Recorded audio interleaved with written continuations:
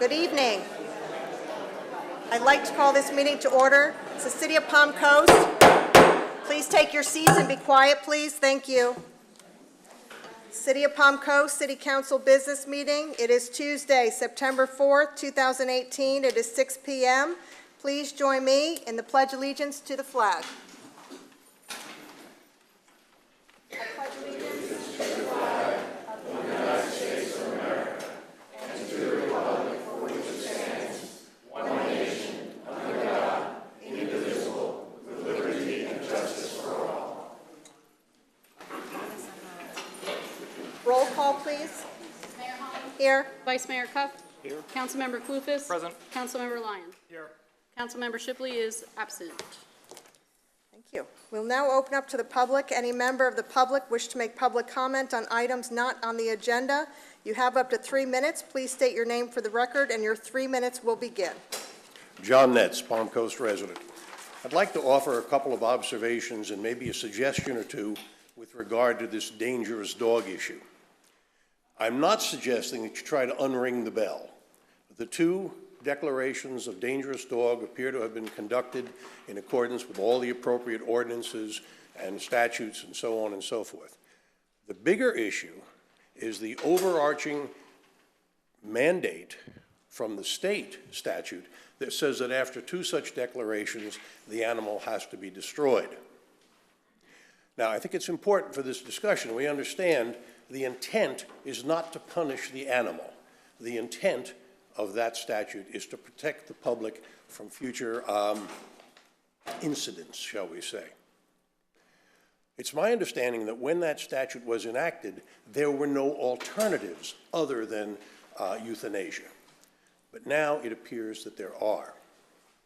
So my first suggestion, it seems to me that concerned individuals, the dog owner, the members of the public who are concerned, maybe even the city, should petition the attorney, ask that the order be given, that dog be quarantined in this alternative facility. The public will still be protected, and the Humane Society can get back to focusing on its mission, which is to find suitable, loving homes for otherwise unwanted animals. The bigger issue. This is a public hearing. We will not have any type of outburst, any type of applause. It's against our rules and procedures. Please act accordingly. Beyond that, these petitioners, whoever they might be, need to contact our local legislators, our Senator Hudson, Representative Renner, and ask them to introduce amending language so that the state statute can incorporate alternatives. In my experience, it's always nice to have alternatives. And I think we all agree that one size does not fit all. Thank you. Thank you for your comments. Next speaker, again.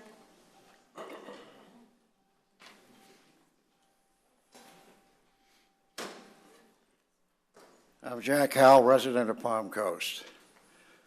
Since this incident has happened, I have made my services as a pilot to fly Cooper to that area where he will be able to live out his years in the quarantine at that ranch in Plant City.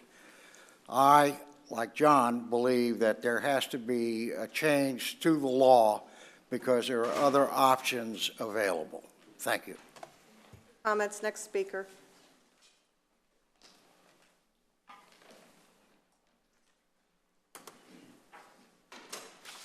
Steve Carr, Palm Coast. Want to thank the City Council for getting a traffic study done for Florida Park Drive as far as getting it into the budget and looking at it. We would like to request, residents of Florida Park Drive would like to, some of us would like to request that the City Council look into a independent professional traffic calming engineering firm to determine what is the best way to reduce the traffic on Florida Park Drive. Because all the traffic fumes, the dust and the noise really is plaguing our health over there. To use the same kind of study as before would be sort of counterproductive. You'd get the same kind of results and really not get anywhere with it. One of the things I'd like to ask is why is the intersection of Palm Coast Parkway and Palm Harbor Parkway not a valid solution to exchange of the traffic between the two parkways rather than exchanging the traffic through a residential neighborhood? Along with the traffic calming methods, I believe that would be a valid solution to it. So would City Council please look into that and explain to us if that's not a solution, why it's not a solution. Thank you. Thank you for your comments. Next speaker.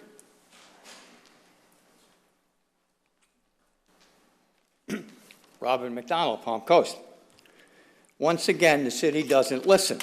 Last week, I gave you a copy of 21 violations of code enforcement in the R section. Mayor Holland instructed the city manager to provide me with the information that I requested. Again, the city manager decided not to do that. His response was at last week's meeting that I would be given the website to go and check. As of today, a week later, still have not received the website or any communication from the city.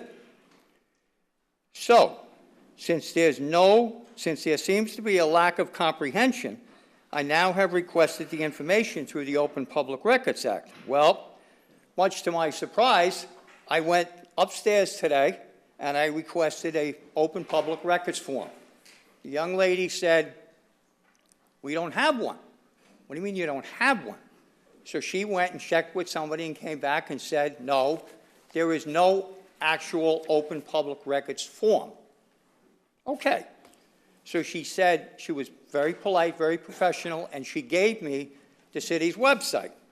Well, I went on the city's website and pulled up code enforcement. All it does is describe from top to bottom what code enforcement actually does. So then it says to type in a particular address. Well, I typed in I typed in multiple of the 21 violations, and much to my surprise, it came back as no action, which means that code enforcement probably never even saw this sheet of paper. Now, I don't understand why the city is not cooperating. I'm asking you nicely for something, you say, nay, nay. So now we do it the hard way. So we go upstairs and we do things through an Open Public Record Act. Again, there's no Open Public Records Act. So the young lady said, well, you can send the city an email. Well, that's all fine and good, but there's nothing that I can hold tangibly in my hand that says that, yes, I sent the city of Palm Coast an email, because there's no guarantee that the city of Palm Coast got this email that I sent you. And even if you do get it, there's no guarantee that you're going to respond back to me. So I would like somebody, and it looks like, unfortunately, the city attorney is maybe going to have to tell the city that, yes, you do have to respond to my request or any other resident's request. Thank you for your comments. Next speaker.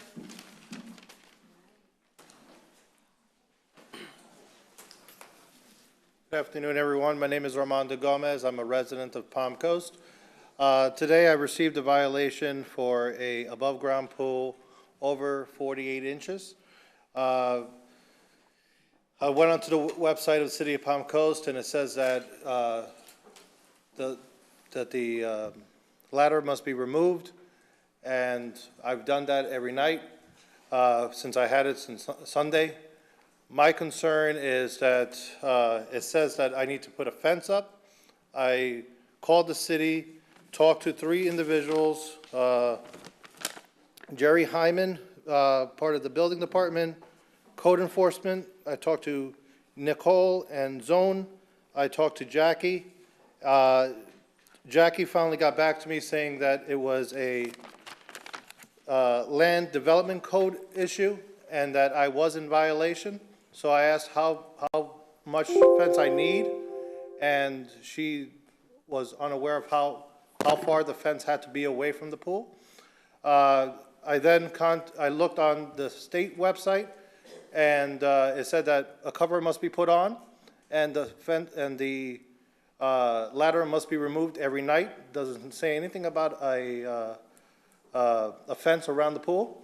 It said this rule was because of children under the age of 5 drowning in pools being a major issue. Well, it being a 48-inch pool, I don't see a 5-year-old being 48 inches tall. So I just want to get some clarification somehow of how I can get out of violation, and if I do need to put a fence, how far away it needs to be from the pool.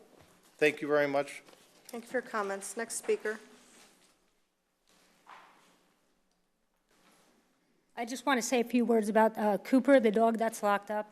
I believe that the public should definitely be Can taking you say your care name for the record, ma'am? Melissa Paragas. Okay, thank you. I think that the public should be protected. I think the laws should change, but anybody that has an animal or cares about an animal knows that keeping a dog locked up for 7 months out for 1 hour of a 24-hour day is animal cruelty. If you cannot contain yourselves, I will have to remove you. I'm not going to ask again.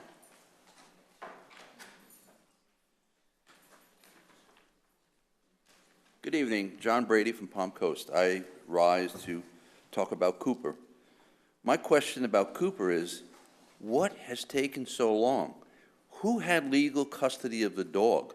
Why was that dog there to make a bite a third time? This is an option. Why can't you ask for a waiver or whatever you do? This has gone on for way too long. This should have been taken care of a long time ago. Secondly, whatever happened about that dog over Canopy Walk that killed another dog and the owner fell and died the next day? Was there any action taken by the city about that dog? Thank you. Thank you for your comments. Next speaker.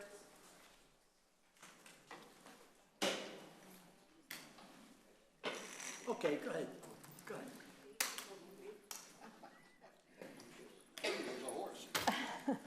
Pat Haynes, Palm Coast, Florida, regarding Cooper. There's a humane alternative. He didn't kill anybody.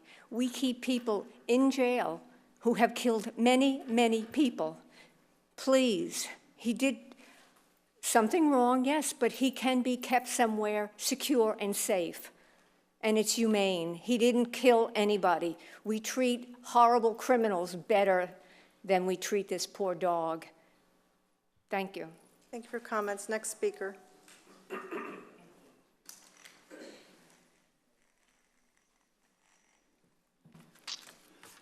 Jack Carroll from Palm Coast. I'm going to get a few questions on this proposed capital improvement.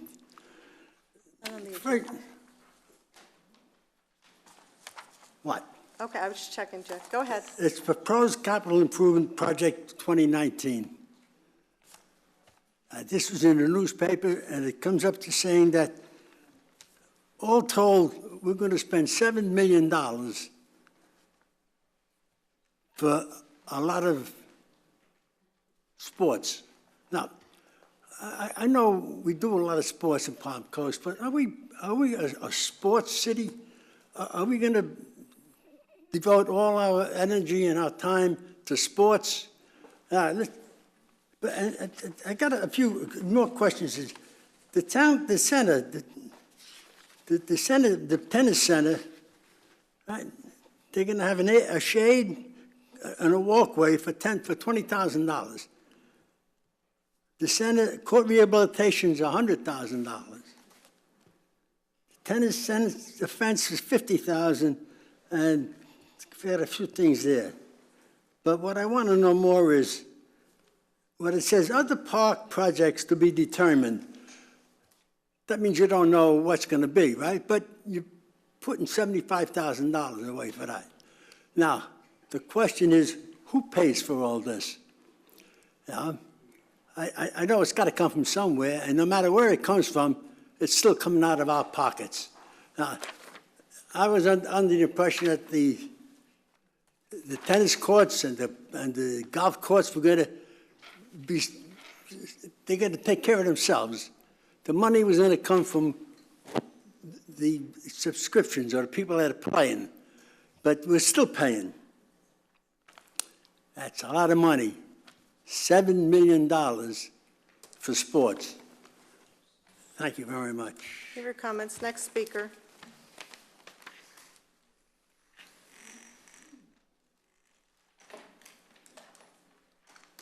Good evening. I am actually here in regards to Cooper. I understand a situation has happened, and it is an unfortunate situation. Can you state your name for the record, My name please? is Renee DiVincenzo. Okay. Now, with research that I have done, which I have clearly given to the board, sent my certified letters indicating that dogs just don't bite. There are warning signs, which are very important for everybody to know about. I worked with animals in New York. I worked with law enforcement. I've also worked with town government. On that note, dogs are in the right to protect their owner and their property. The warning signs are yawning, licking of the lips, looking away, even blinking fast. When you see that of an animal, you need to stop and walk away because the animal is telling you they are uncomfortable. They can't actually verbally say it. Now, this is research that has been shown. Also, how much have you wasted right now in tax dollars with this? Seriously. This could have been addressed a long time ago, and this dog can go to a facility that has the insurance needed to take care of it. But for whatever reason, you all who are sitting there feel that you just need to dig your heels into it. And there's a lot of money wasted on this. And my question to you is, how much have you wasted on this? Dogs cannot be locked up as long as Cooper has. They need exercise. Again, research has shown, which I've proven that to you all in my certified letter. With that, by releasing Cooper to the ranch, we can all put an end to this, we can get on with our lives, and our taxpayers can now be addressed in the matters of what needs to be taken care of this city. And thank you, Mayor, for addressing me instead of writing. Welcome. Next speaker.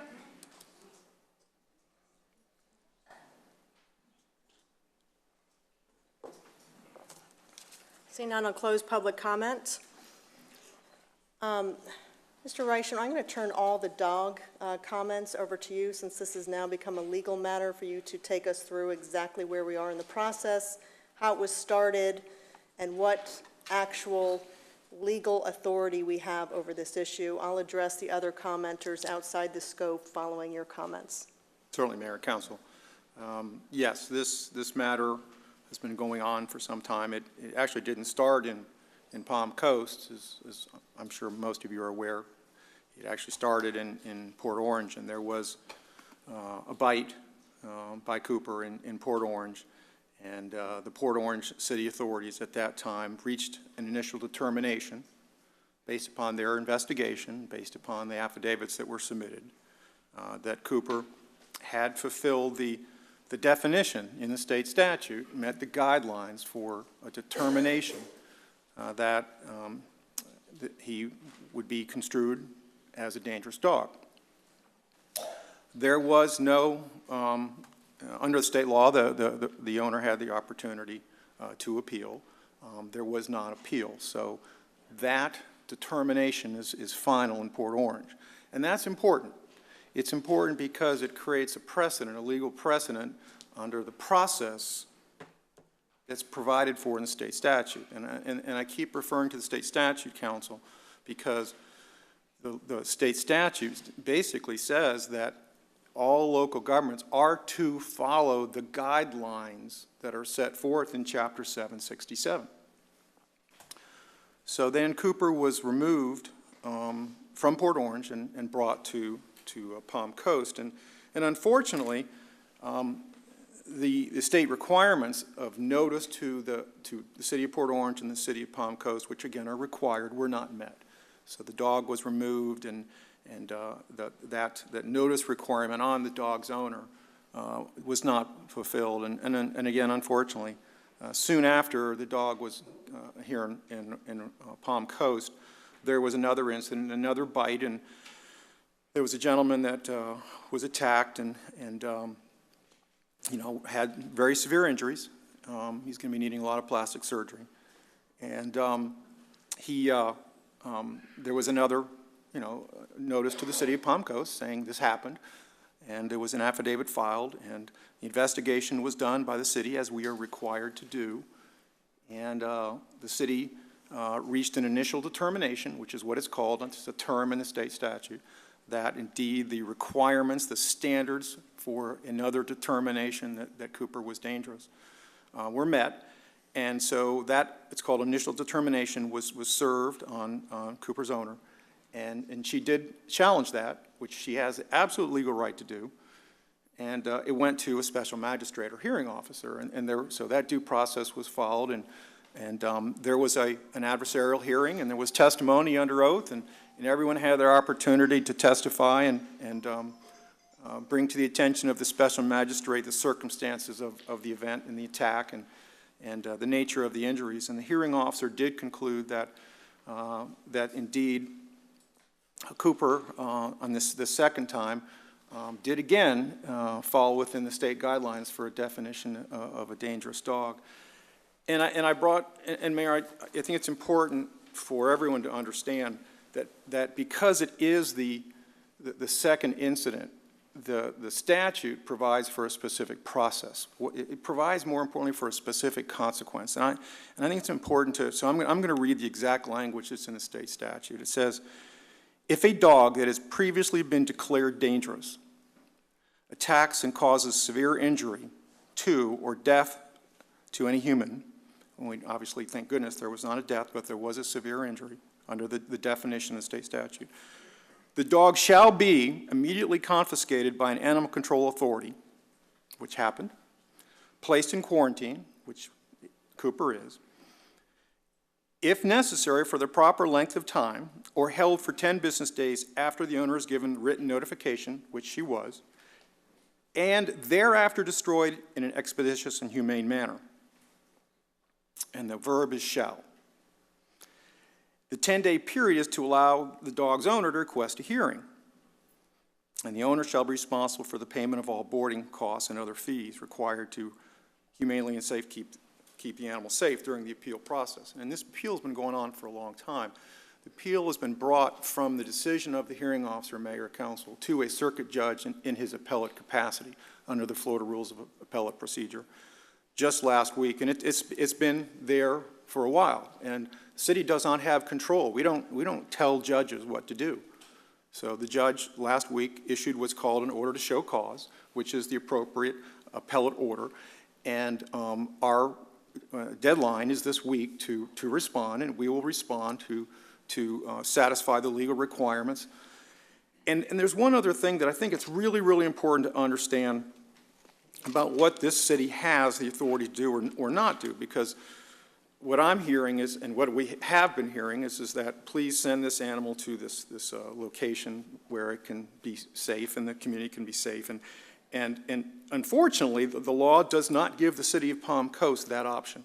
And I want to read another section from the state statute. The state statute says that the local restrictions, there can be additional local restrictions, provided that no such additional local restriction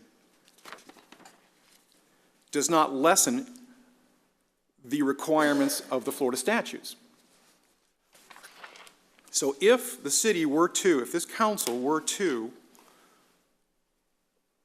direct staff or my office to send this animal to the facility, I guess I'm not sure it's in the Tampa area, we would be directly violating our obligations, the city's obligations to follow the state law.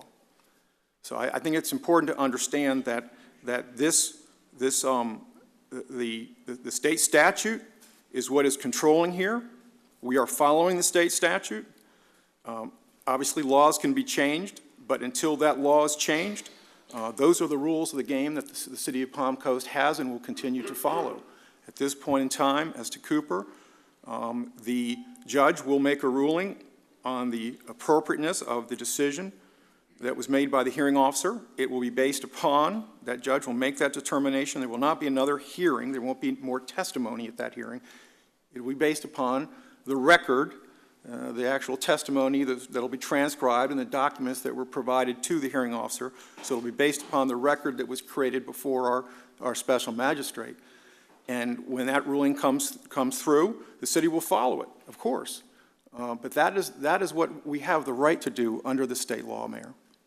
And that's a little background of this unfortunate situation.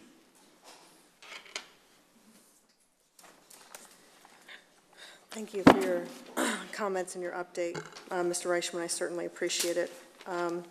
Okay, we don't comment on public comments. Okay, we'll now move to the next speaker, Mr. McDonald. Can you please, I guess, Mr. Reichman, maybe you should talk about public records requests and laws and forms we have, and when emails come into us and everything else. Well, I can talk about public records for about 2 hours. I've done that before to all of you. So what I'm going to try to do is address the specific concerns, and that is that the City of Palm Coast and all its employees have an absolute obligation under Chapter 119 to provide public records to anyone that asks. And there is no legal requirement that you fill out a form. All you need to do is come in and ask, and those will be provided. So I understand that, because there really isn't appropriate to have a form. So anyway, what we do, and I work with Virginia Smith, our city clerk, and her staff on an almost daily basis. We have the obligation to provide promptly, as much as we can, public records. And a lot of that's going to depend upon the scope of the request, the nature of the request, how voluminous the records are, and that sort of thing. And if it's as simple as just making showing, sometimes records are electronic, and it's just a matter of pointing the individual to where they can look at the electronic records. Sometimes they want actually a paper record that would be from the electronic records, in which case we will provide that as well, and the city can charge for that. Sometimes, and this is unusual, it's the small exception, but sometimes the nature of their request is so involved that there'll have to be some extra work that'll be done, and the state statute does allow the city to request reimbursement for the expenses associated with the public records request. But I do want to emphasize that's the exception to the general rule. As to the specific request by Mr. McDonald, I don't know what happened. I can assure you that the City of Palm Coast takes this very seriously, and if there is a pending public records request, I can promise Mr. McDonald the public records will be provided to him consistent with Chapter 119, because that's something that we absolutely, completely believe in and follow as much as we can and as promptly as we can. Do you want to add anything? Sure. As you all know, Mr. McDonald's what we might call a frequent flyer. He knows exactly what he's doing. All 21 of his items he presented have been worked and either found to be valid and notices have been issued, or found not to be valid. Staff has attempted to show him where he can find all those records, and so he can track the progress of each one of those, because anybody can go online at those addresses and see exactly what the action or non-action is taken for each one of those addresses. If he would like to come in and be walked through that, we'd be happy to do that again. But he's met with code before, and we'll continue to meet with him as necessary and as required. But as you can tell, it is he is attempting just to play with the system, in my opinion. So. Next speaker talked about the pool height and a fence requirement. That is a very specific code issue. Yep, and so I'm going to ask Steve Flanagan to get together with that resident. Yeah, you're talking about some very specific building code requirements, safety requirements. So Steve, if you will get with Armando, Steve, will you just raise your hand so you know? He will give you all the information you need. And as Mr. Howell's comments about the capital projects, about $7 million on sports. I'm not familiar with, I could not tell what project he was referring to. It was all of our capital projects highlighted in the newspaper about Holland Renovation Park, Phase 2, those projects that were referred to in our capital projects that we adopted. Yeah, it's just, we have a 5-year capital improvement plan. It does include, Holland Park is a good example. Long Creek, I know, is there. Historically, we've had others. Yeah, there's a number of those projects every year in our capital improvement program. I didn't understand the question, though. Within the $7 million, it's a variety of projects that the council and staff have deemed necessary or important to our community. It's paid for mostly by sales tax dollars that are people shopping locally most times, and We adopt those every year, Yes. so, okay. Those are the comments. We will now move to the portion of the agenda of the approval of the minutes of the City Council, August 21st, 2018 business meeting, August 28th, 2018 workshop. I'll entertain a motion. Move approval. Second. Moved and seconded. All those in favor, please say aye. Aye. Any opposed? Seeing none, it passes unanimously. Agenda item number 2 is a proclamation recognizing September 7, 2018 through September 30th, 2018 as Palm Coast and the Flagler Beaches Senior Games Week. Councilmember Clufus will be presenting. Our Parks and Rec Department will be receiving.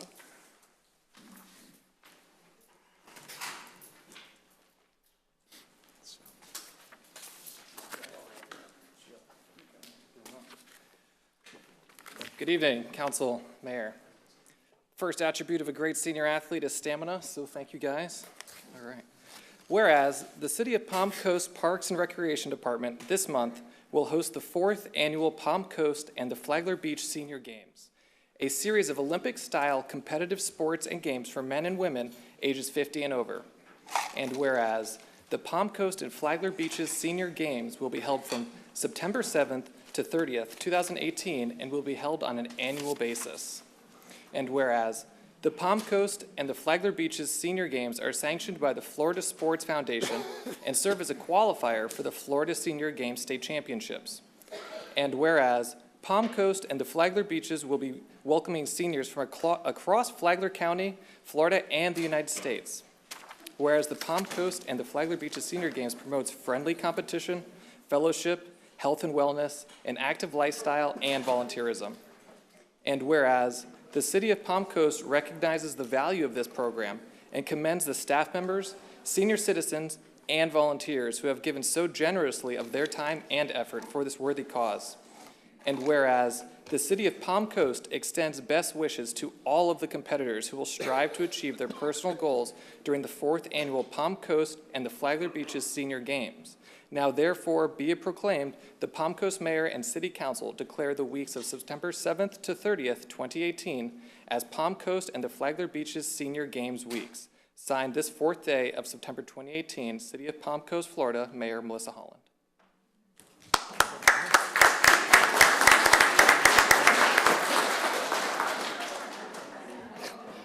Thank you, Mayor and Council. We're actually really excited about the Senior Games this year.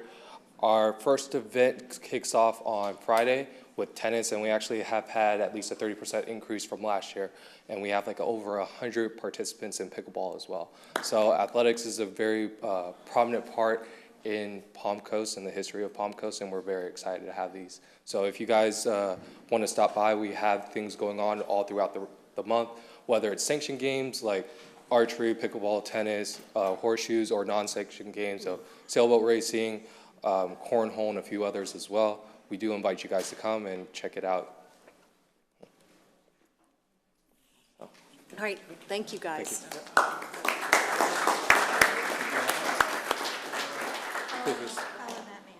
Follow that. We're allowed to go past the clock.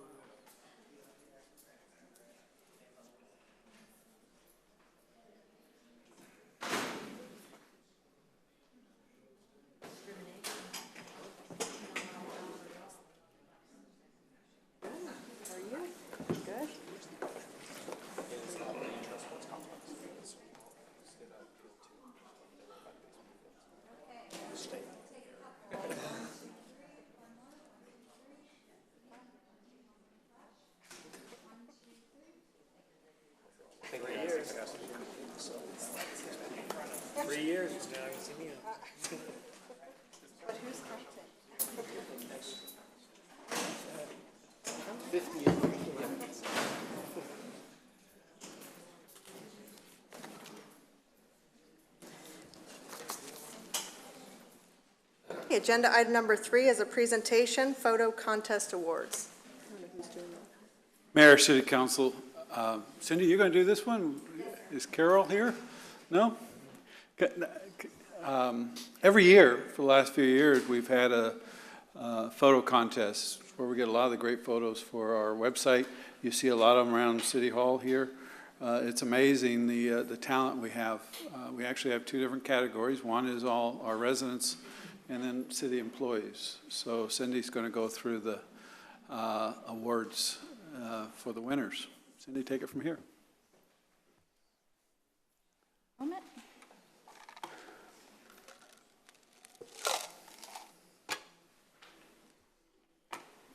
All right, Bo isn't here.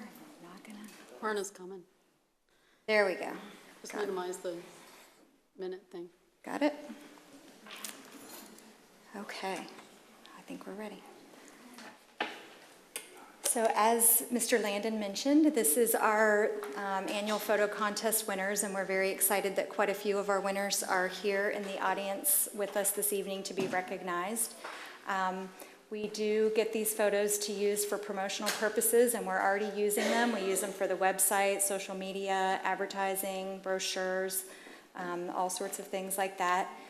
It's really become a great thing over the past few years to build community and give photographers a chance to showcase their talents and be recognized as well. We run a public contest, and we also have a concurrent contest for employees and their families. And this year we added a new Instagram version of the contest, so you'll see those winners this evening as well. So the Brand Plus team is the team that judges the contest, and what we had noticed in the past couple of years is that we were getting a lot of great beauty shots of landscapes and sunsets, but we weren't getting as many people. So this year we added a new category called the Best Palm Coaster to try to encourage some with, families having fun. We also have a Best Youth category, and as I mentioned before, we have the Instagram competition.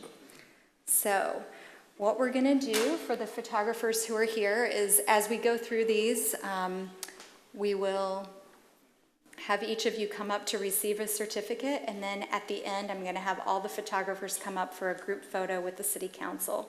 So our first place winner is photographer Vicki Payne.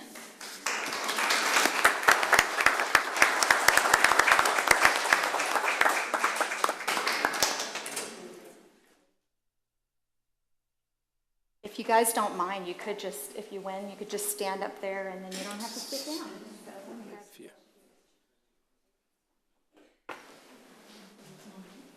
Our second place winner is Raymond Garavito.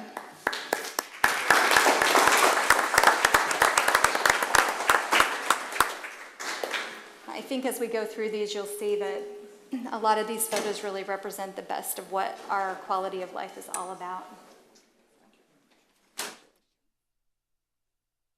Whoops, sorry. Those are the prizes falling out.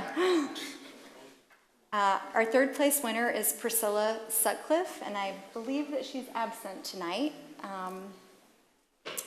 But she also won in the Best Palm Coaster category, and do we have a family here to accept?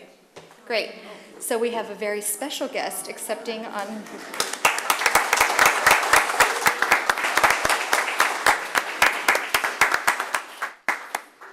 He is the subject of this fabulous photo.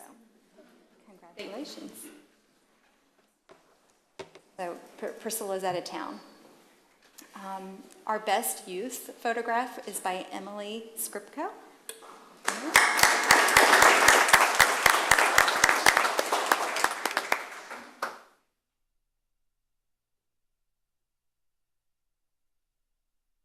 And our best Instagram photo is by Joyce Connolly.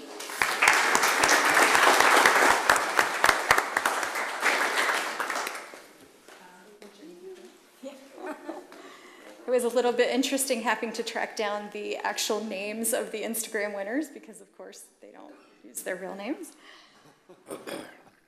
We have some honorable mentions for the public contest. So Elena Cunningham took this great photograph.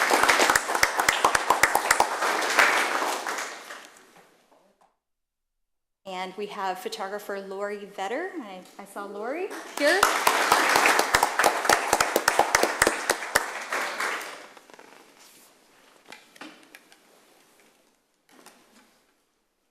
Lori, I dropped your prize on the floor, so sorry.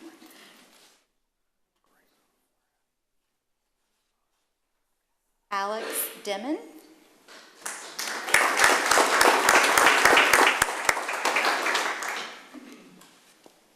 And Lori also received an honorable mention for this photograph as well. As you guys can see, the competition is pretty stiff. And we had an honorable mention by Cindy Bauman. I don't think she's here tonight. We have a number of people who win sort of year after year, and Cindy's one of our repeat winners. And John Pascucci, also a repeat winner.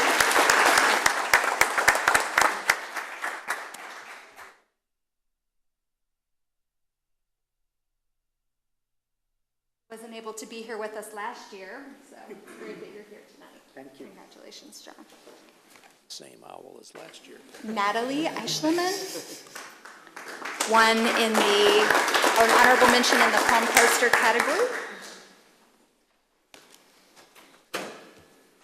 And John Pascucci also won an honorable mention in the Palm Coaster category.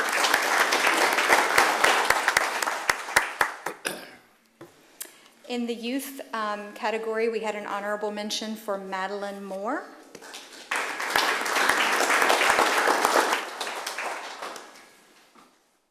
And in the Instagram contest, we had an honorable mention for Rachel Adkins. And I definitely saw Rachel here.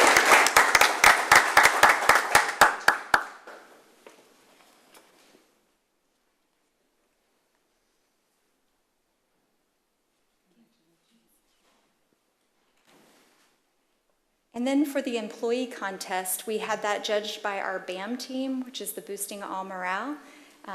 We had noticed in past years that we weren't getting too much participation by employees, so this year to try to encourage participation, we had a category added for the best smartphone photo. So we have two categories this time, the best smartphone and the best camera. And again, they did have the Palm Coaster category for them as well. So these are our employee winners. So we had Lucy Nabico as the first place winner.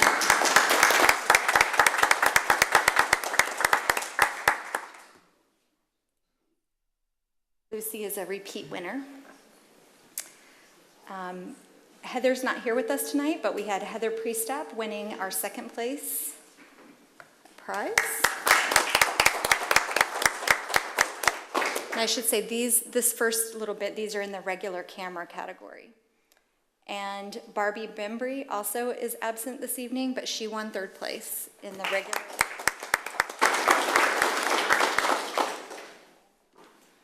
In the smartphone category, Kathy Picano won first place.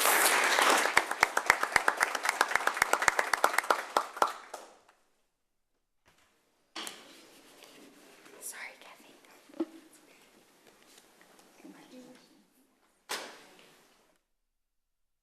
And our second place was Dean Houghton.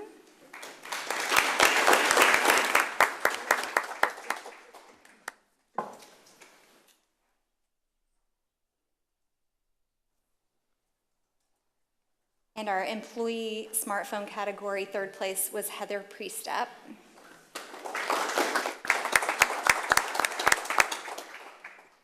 And then Heather also won an honorable mention for this great photograph of the baby with her bear. Heather's not. And then for the honorable mentions, Lucy Nabico won an honorable mention for this awesome photograph of the fireworks.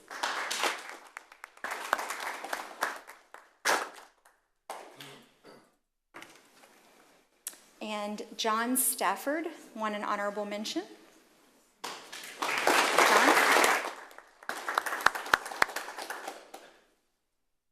Another honorable mention goes to Mary Cronenberg.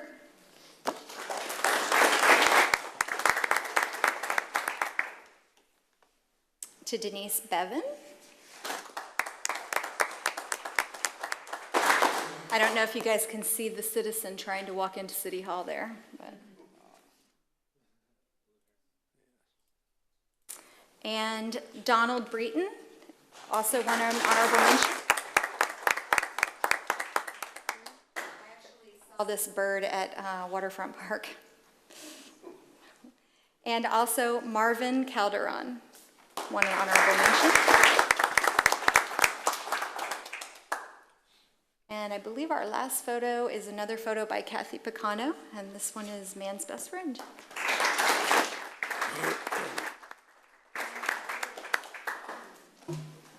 So I want to congratulate all of the winners and thank you for participating, and we're looking forward to doing it again next year.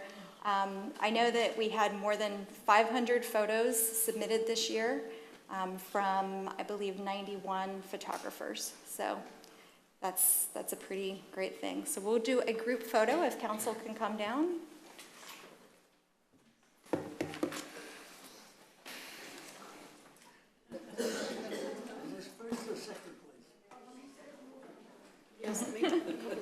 This is every place. Every place, man. You just like taking pictures of Charlie. Yeah. Okay, we want the seal behind us.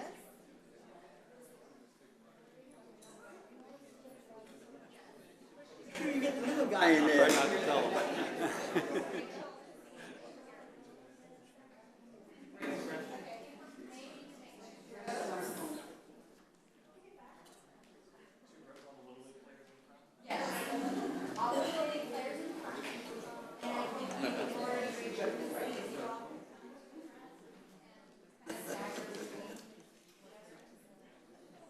We should ask the photographers how to set it up.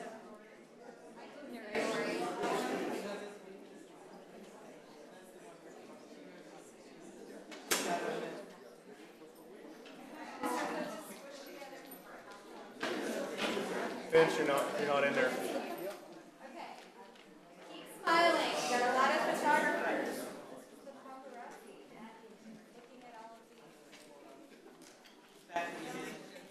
I'll Photoshop you in. I got all of you. All right, thank you and congratulations. Very good job at last minute.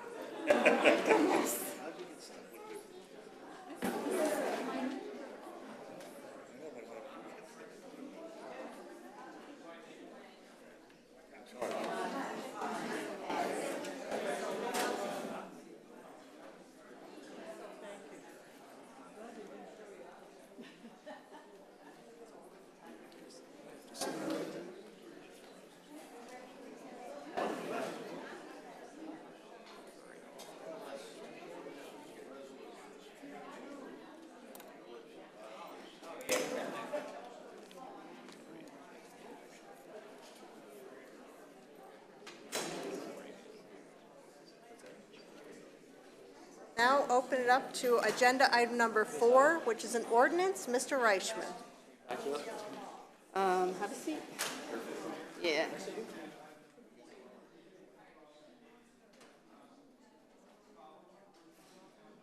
Coast, Florida, providing for an amendment to ordinance number 2003-32, section 7.0, design guidelines.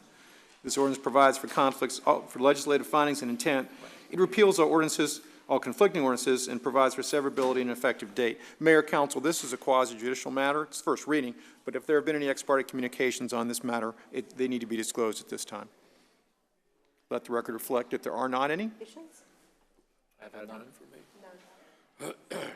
Mayor, City Council, as you all know, one of your priorities is seeing the town center or downtown develop. And so we've been working with some of the property owners and developers on some projects. And one of the things that they've asked for is for us to consider more of an urban type setting for multifamily, which has to do with carports versus garages. And Ida's going to talk to you about the details. Good evening, Mayor and council members. This is application 3722. It's a proposed modification to Town Center. Just a brief overview. Town Center was approved originally in 2003 as a development of regional impact and a planned unit development. The ordinance original approval was 2003-32. Town Center is unique in that it establishes 5 distinct planning areas. One is the town core, which includes the urban core and urban center. Another planning district is town residential, followed by town service, town business area, and perimeter commercial, which is more akin to our straight zoning district for commercial. Each planning area has its own zoning and site development regulations. It's approximately 1,610 acres. To the right on that image is the architectural standards for town center. That's another unique aspect of this MPD in that they have their own architectural guidelines. In terms of the core area of town center, there's specific language that encourages urban development. It states that the urban core will contain the most intense urban areas. It'll be the downtown for town center. It allows 80 feet in height and 95% impervious coverage. It allows on-street parking and urban-style building placement where the buildings are oriented toward the street. So the first visible perspective is not that of parking in a parking lot. In terms of the location, of course, we're all familiar with this. Basically, we're talking about where we are right now. So this is City Hall. And urban core area is the purple area. And as you can see, it's oriented towards Central Avenue and Bulldog. The urban core of town center and the urban center and some other portions of town center are also included in the proposed innovation district for town center that was recently approved. And this image depicts the boundary of the innovation district.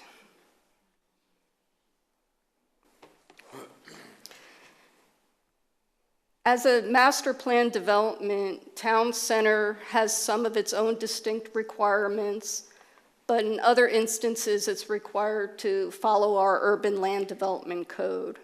One such urban land development code requirement is section 4.0103, and this requires that 1/3 of all multifamily units have garages or are served by garages on site.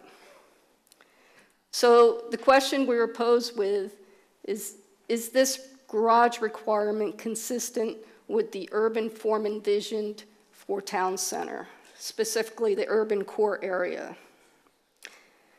And the good news is we're posed with this question because we have an application from the Housing Trust Group. They're proposing 88 multifamily units at the corner of Bulldog Drive and Central Avenue. The buildings will be oriented toward Bulldog largely, with a building in the rear toward the wetland area. The project is the first Kickstart project of the Innovation District. So this project is eligible for the credits that were recently approved, and they have applied for them. They're marketing toward a broad demographic, young professionals, entrepreneurs, and those with a creative emphasis. This will not be age restricted.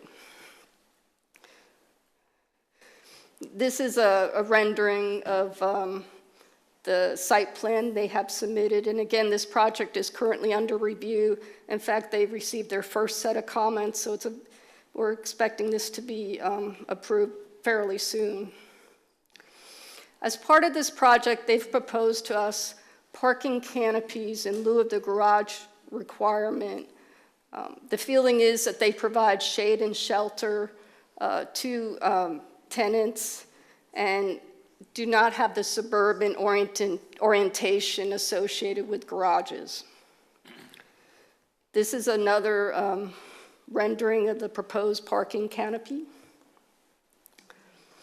And the canopies are designed to complement the multifamily building. You can see that They include roof elements from the proposed building. It has a pitched roof and a number of features associated with the primary multifamily building.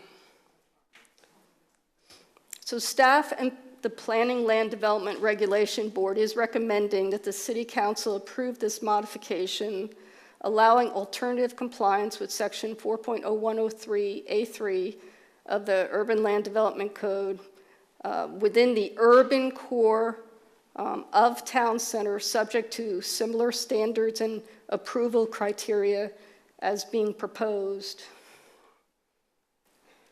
And specifically, the criteria we're recommending is that the proposed parking canopies, of course, it be limited to the urban core of Town Center, and that if a project was to opt for this option, that they would be uniquely designed for the individual multifamily project. If I can ask these audience members, if you want to have a conversation, please take it outside. This is a public hearing. We have a public presentation going on. Thank you.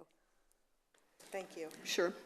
That they incorporate roof materials and design elements of the primary buildings, that they include a complementary roof pitch and not be flat, and that they be approved by the Town Center Architectural Board and the City of Palm Coast, that we both be supportive of the proposed structures, with the caveat that if a project was to propose solar collecting canopies, that obviously they couldn't necessarily meet this design criteria. So again, Planning Board and staff is recommending the proposed parking canopies in lieu of meeting the garage requirement for multifamily projects in the urban core of Town Center.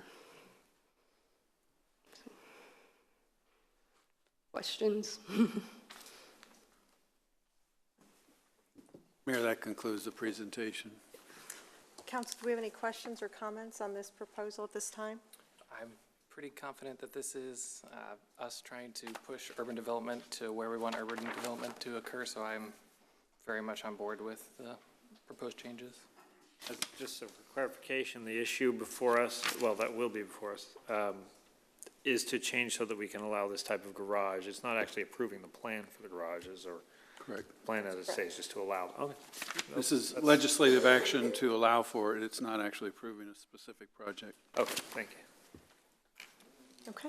I'll now open up to the public. Any member of the public wish to make public comment on agenda item number 4, please do so at this time.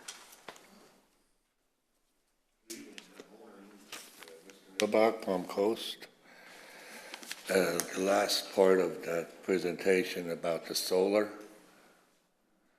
why isn't it will be? If we're gonna go and get something brand new here that's gonna be modern and right up there so people can see how great Palm Coast is, what we're doing for businesses, we should make it mandatory that they will have X amount of solar panels in Town Center. And this is a great way of starting it, by having a contractor make them. I'm not saying maybe in the future, but if you want this, here the city wants that. So make the solar and start making the whole thing Solar Village. Make it a model. Maybe we can even get some grant money from the feds for that. Thank you. To your comments, next speaker. Walker Douglas, Douglas Property and Development. We're actually working with IDA and HTG on this community. And if I may just address that last question. Sure. You know, we're not necessarily saying that, you know, there won't ever be any solar options for these parking canopies. The idea really is just to invite folks into Town Center. We want growth here, we want vibrancy. And we're kind of taking baby steps to do that, you know, moving from garages to parking canopies. And leaving room for that growth, leaving room for solar, not necessarily saying no to anything, but sort of saying yes to a bunch of new potential things. Thank you. Thank you. Next speaker. Tom Holzner, Palm Coast.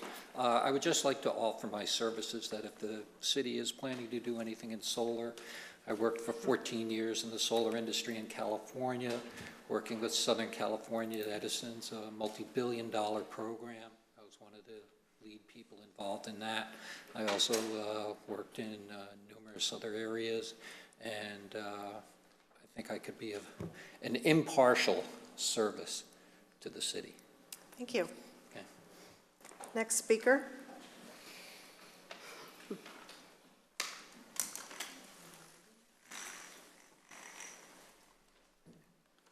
Jack Carroll, Plum Coast. I was looking at these pictures of these canopies. Huh? You know, we are in hurricane zone. All of Florida is in hurricane zone. What would be the protection of, you know, how the hell are you going to put it? If you got a canopy and the wind comes up from underneath and you got a strong enough wind, it's going to take that canopy right up. Now, what is the difference between the safety of a canopy and the safety of a garage? It's going to take up this, Mike, I can see, it's going to take up the same room. Only it's going to be an open area. And I think this is just to save money. But a garage is a garage and a canopy is a canopy, and I don't think they both fall into the same safety category. We're supposed to be building all the buildings now with the idea that they're going to be hurricane safe to a degree. I mean, nothing is really safe, but I don't think a canopy is. And to have that thing flying around is a dangerous situation. So I would think about that. A garage is down flat, and it's all, nothing's going to get under it. So think about that. Next speaker. I'll close public comment. About the requirements of solar, I think it was addressed by the developer that it's an offering. Thank you for your comments about offering your services. It's good to know we have someone with that industry skilled expert in our background, in our community. And as far as the safety ratings, I mean, we go by state building codes. Right. It will meet hurricane standards, just like any structure has to. All right, council, any further discussion or questions on this item? I'll entertain a motion. Move approval. Second. Moved and seconded. All those in favor, please say aye. Aye. Any opposed? Seeing none, it passes unanimously. Agenda item number 5, which is an ordinance. Mr. Reichman.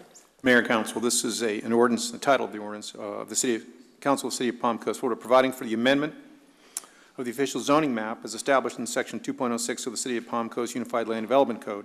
This ordinance amends the official zoning map for approximately 6.3 acres, more or less, so that subject tract. This tract is generally located east of Old Kings Road North and north of Oak Trails Boulevard, and it's described in the Exhibit A attached to the ordinance. It's rezoning from Commercial 1 or Com 1 and Estate 1 or EST 1 to Multifamily Zoning 2 or MFR 2 zoning district. This ordinance provides for conflicts, for severability, for non-codification, provides for an effective date. Mayor, Council, this is a quasi-judicial matter. If there have been any ex-parte communications on this matter prior to this evening, they need to be disclosed at this time. Council, any ex parte communication? No, Your Honor. I have none. Thank you. Thank you. Mayor, City Council, this is this rezoning. Ida is the project manager. She'll be handling the presentation. This is application 3680. It's a proposed rezoning request. In terms of a general location, the project is on Old Kings Road North and north of Oak Trail Boulevard. The applicant is the Richmond Group of Florida. This application is proposed to us as age restricted. The general location has reasonable access to IH-95 intersection, and it is nearby to retail and other services. It's south of Utility Drive and south of the city's utility office. Old Kings Road North is a minor arterial running north and south. There is single-family residential to the east and south, the Woodlands neighborhood.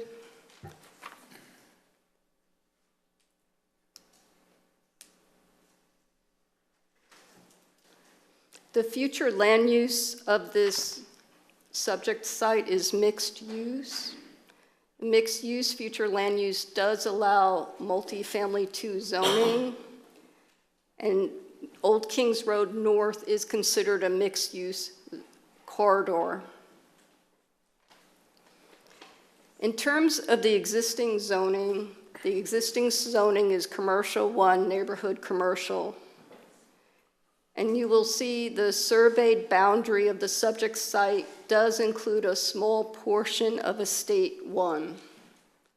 So the existing zoning is actually Commercial 1 and Estate 1. Estate 1 is a large lot residential zoning district. The zoning to the north of the subject site is public, semi-public, again for the city's utilities office. There's some industrial zoning, of course, further down on Utility Drive. And to the east and south is the single-family residential zoning district for the Woodlands neighborhood. The proposed zoning is multifamily 2. It includes the Commercial 1 and the Estate 1 zoning district, and that boundary actually follows the future land use boundary of mixed use. That's what why the boundary is depicted as such. So it includes 2 zoning districts, but it mimics the mixed use boundary. In terms of the current site development requirements versus the proposed, the neighborhood commercial has a 20,000 square foot lot minimum, 70% impervious coverage, has a potential height of 50 feet. The proposed multifamily residential zoning has a 4-acre minimum in terms of the land development code, 70% impervious coverage, 60 feet in height limitation, and it permits 12 dwelling units per acre. This is a survey of the subject site.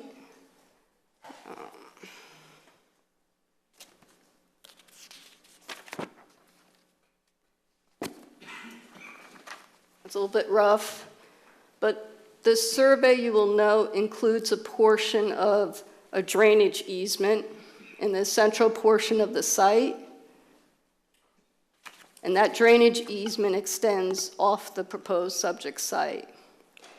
That drainage easement is significant because it was recently granted to the city to accommodate the stormwater from the proposed Old Kings Road widening projects, phases 1 and 2.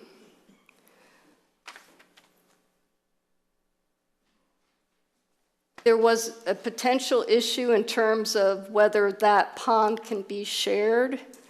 I believe it's largely settled in that the information we have is that it's fully committed to the Old Kings Road project, and the applicant is aware of that. So he will have to, if this was approved, find another solution via the technical site plan approval process. Originally, he had interest in sharing the pond. There was a neighborhood information meeting held for this application. It was held on July 9th at the community center. 75 people attended. There were multiple concerns, and written correspondence submitted to the Planning Land Development Regulation Board, and that was included in your agenda backup. Staff analysis in terms of this proposed rezoning. First criteria is that it must not be in conflict or contrary to the public interest. We generally find that the location is appropriate and that Old Kings Road North is a mixed-use corridor and a minor arterial, and that the comprehensive plan does support diverse housing choices. As stated, the proposed development must be consistent with the land development code and the comprehensive plan, and the subdivision review process and the technical site plan review process, should this be approved, would address that. However, we do want to report that the comprehensive plan does have a specific policy that lends guidance to multifamily zoning and where it should be located. This is a long policy. The gist of it is that the services and the infrastructure be available, that there be buffering and architectural compatibility, and this site does offer that.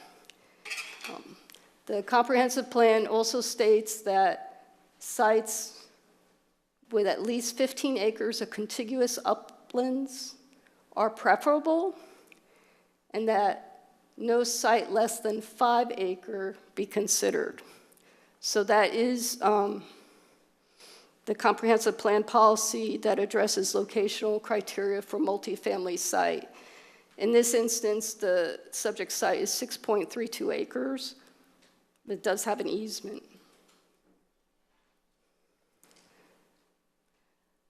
It also, in terms of the criteria, says that the proposed development must not impose a significant financial liability or hardship for the city. Generally, this is an infill project, so that means that the services and facilities are nearby and is very supportable. But we also acknowledge that the project could impose a financial liability or hardship for the city if the applicant's use of the drainage easement interfered with the city's timetable, permits, and/or financial investment relative to the Old Kings Road widening project phases 1 or 2. Criteria D, that the proposed development must not create an unreasonable hazard, nuisance, or constitute a threat to the general health or safety. The site is designated for mixed use on the future land use map and is suitable for a variety of higher uses and specifically allows the multifamily 2 zoning. Finally, the proposed development must comply with all local, state, and federal laws, and this is what is required as part of our site plan review, land development and code review, and consistency with comprehensive plan requirements. So planning staff and the Planning Land Development Regulation Board are recommending that the City Council approve the rezoning of 6.32 acres from Commercial 1 to Multifamily 2 as proposed by application 3680. And that are my comments for now. The applicant is here and has a presentation, I believe. Council, any questions before we open up to the applicant's presentation? Okay, so where's the applicant? Okay.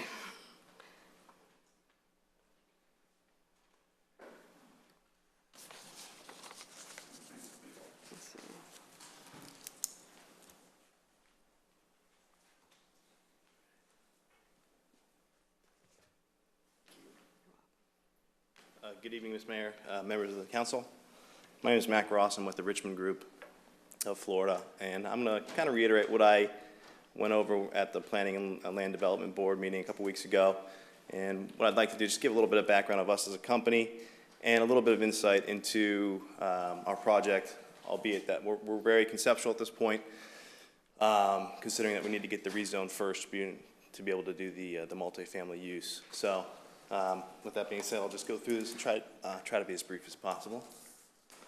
So the Richmond Group, we were formed in 1987, so it's 31 years of multifamily development in both the affordable and market rate products. We've developed over 115,000 units, 1,500 properties plus, and our total development costs from inception to now have exceeded $20 billion. Before I get into the benefits of additional density, I'd like to just, if I could drive one point home, and what makes us different than other developers is that we're going to build own and manage and maintain this project for the life of the development. What that means to you guys is that you're going to get somebody in the community from Richmond that manages and maintains this property. And that means we're going to develop this with that in mind. And we're going to try to develop it, we're going to develop with quality, and we're going to develop it so that it's safe and that it's leasable. I know a big concern of a lot of the surrounding neighbors was that it might not be safe, it might attract ne'er-do-wells, and that's not what we do. It wouldn't make sense for us to have a unsafe community. Some benefits of the additional density, obviously, there's a ripple effect. I'll go into that a little bit later. There's going to be increased tax base to the city based upon the structures that will be developed. There's going to be impact fees, utility connection fees, and building permit fees that will go to the city, and also job creation. The tax base currently, in 2017, the two parcels combined, and that's the two parcels that equal about 16 acres, paid about $8,200 in property taxes. Our proposed project on the 6.3 acre parcel is estimated to pay about $214,000 of taxes in our first year. So that's an increase of about $205,000 in the first year. And I used the Flagler County Tax Collector's Estimator tool for that. The impact fees, I actually spoke with a couple of nice ladies in the city.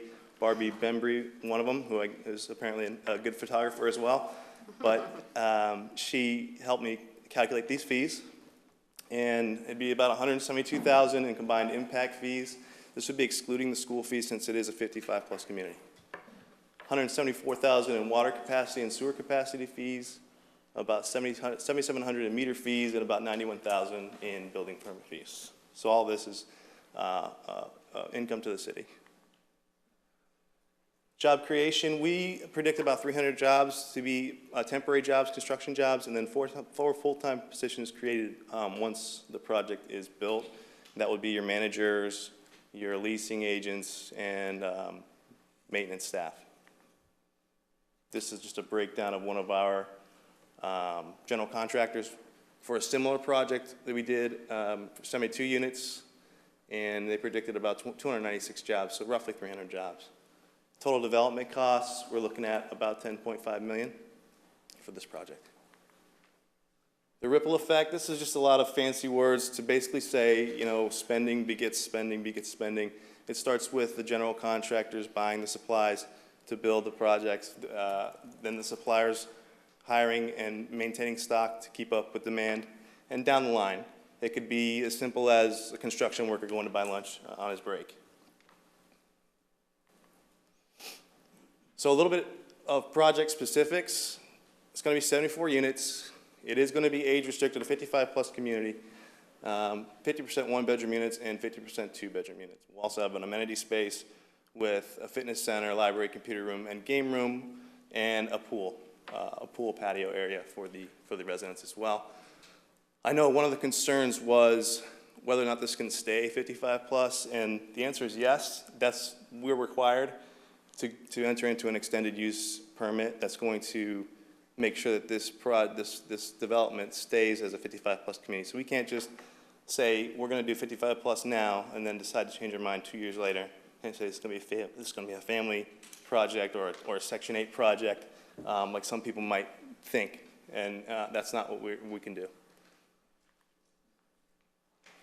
This is a conceptual site plan, obviously very conceptual.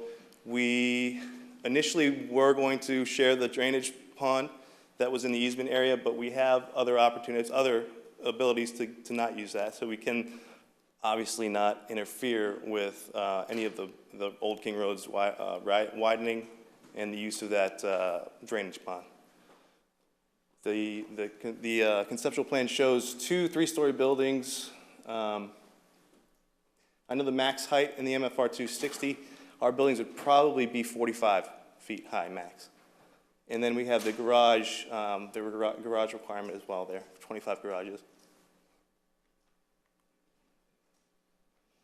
These are what the rents would be. We're obviously, we're bound by the state area medium income guidelines for this county.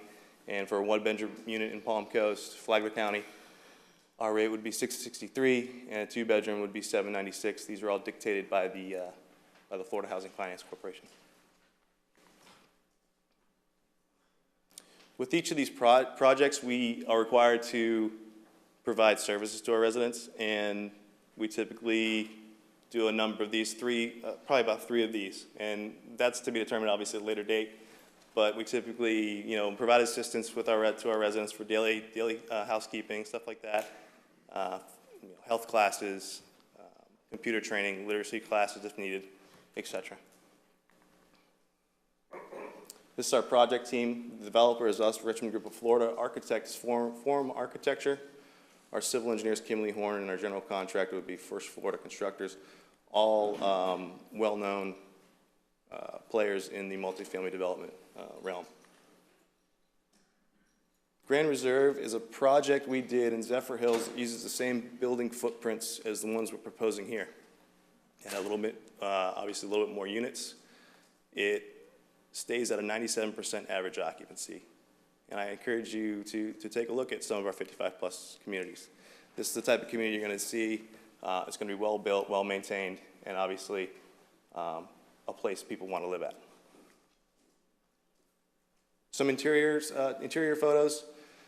You're not going to get the bells and whistles. May not have the granite countertops or the stainless steel appliances, but you're going to get everything that you need to have a good quality of life. And that is it. Council, any questions or comments for the developer? Yeah. I had a question. What is the reason or advantage to make it a 55-plus restriction? Well, it's what we're looking to do is called a tax credit deal, and there's a couple of demographics you can choose. And we have to be in close proximity to certain services to meet the family demographic, and certain services to meet the senior demographic.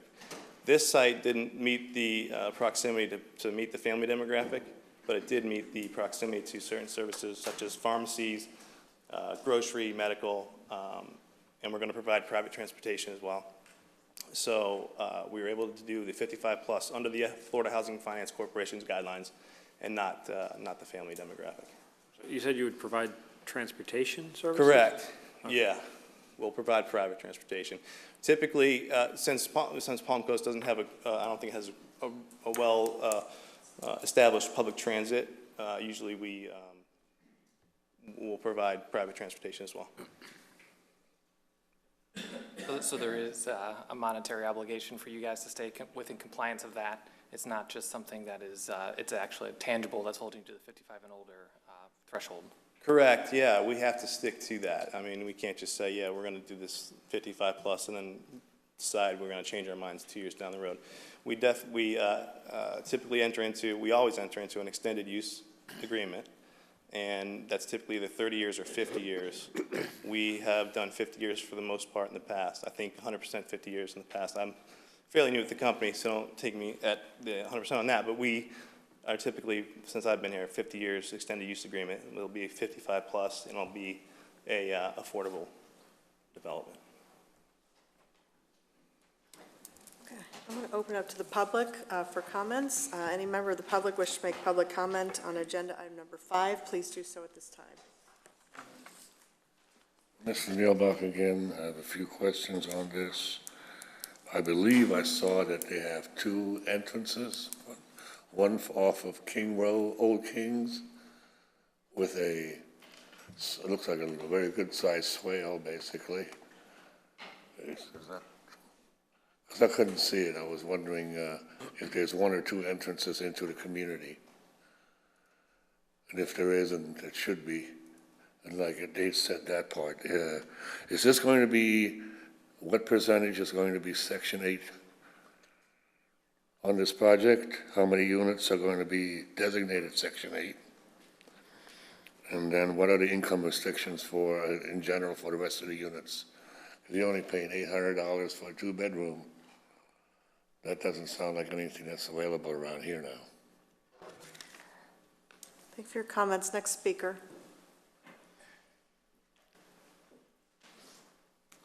Robin McDonald, Palm Coast. do we have a maximum occupancy? Because I noticed that there are one-bedroom and two-bedroom. Now, does that mean that if somebody is, say, a set of grandparents, are they going to be able to allow their grandchildren to stay with them overnight? So that might be a major consideration of how many occupants are going to be in this complex. And if I'm correct, one of the slides showed the height of the building, and the code in Palm Coast said that it's 50 feet maximum height, and the projection is that this building is going to be 60 feet in height. We're going to change the height restriction just to accommodate an applicant. Next speaker.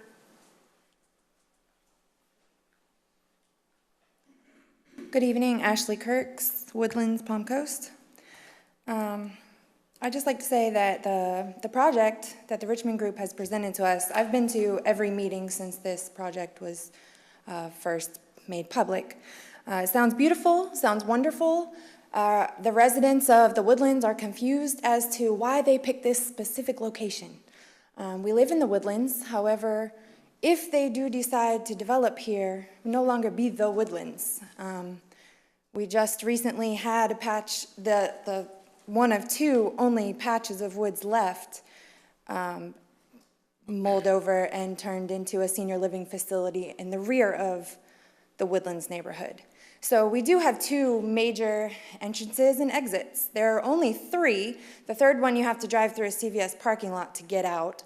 But the two major entrance and exits are one at the front, one in the back. As I said, our exit in the back is, it now has a 55 and older community. With putting this community in the front of our neighborhood, my concern is simply traffic. How are we going to get out? The Woodlands is a mandatory evacuation zone. For the past 2 years, we've been mandatory evacuated. I do know that 55 and older communities, due to oxygen and other machinery, et cetera, they can't function without electricity, and they are evacuated every time. So now we have two communities at our only exits being mandatory evacuated. How are we getting out, is my question. And I've been reading that they're going to expand Old Kings to 4 lanes. But I wanted to mention something about that. I read this morning in an article that was published today, actually, on Flagler Live, claims the city will 4-lane Old Kings, and I quote, it says, its current capital improvement plan includes no money for such 4-laning in the next few years. So it will be a traffic concern to put this facility at the front of our neighborhood, at one of our exits. I'm just a little confused as to why we're picking 6 acres of land when I just watched a presentation that there's 1,600 acres right here in town center that people want to develop.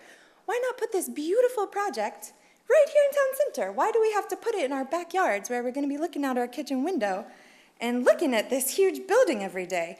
It's extremely close to our homes. Quickly, I'll haste along. In the last meeting, in the zoning meeting, our concerns with power outages, constant power outages, draining and clogged evacuation routes were discarded as security issues. We were told that they were land and planning issues. I think it's an extreme safety issue when your residents can't get out of their neighborhood during that. Thank you for your comments. Next speaker.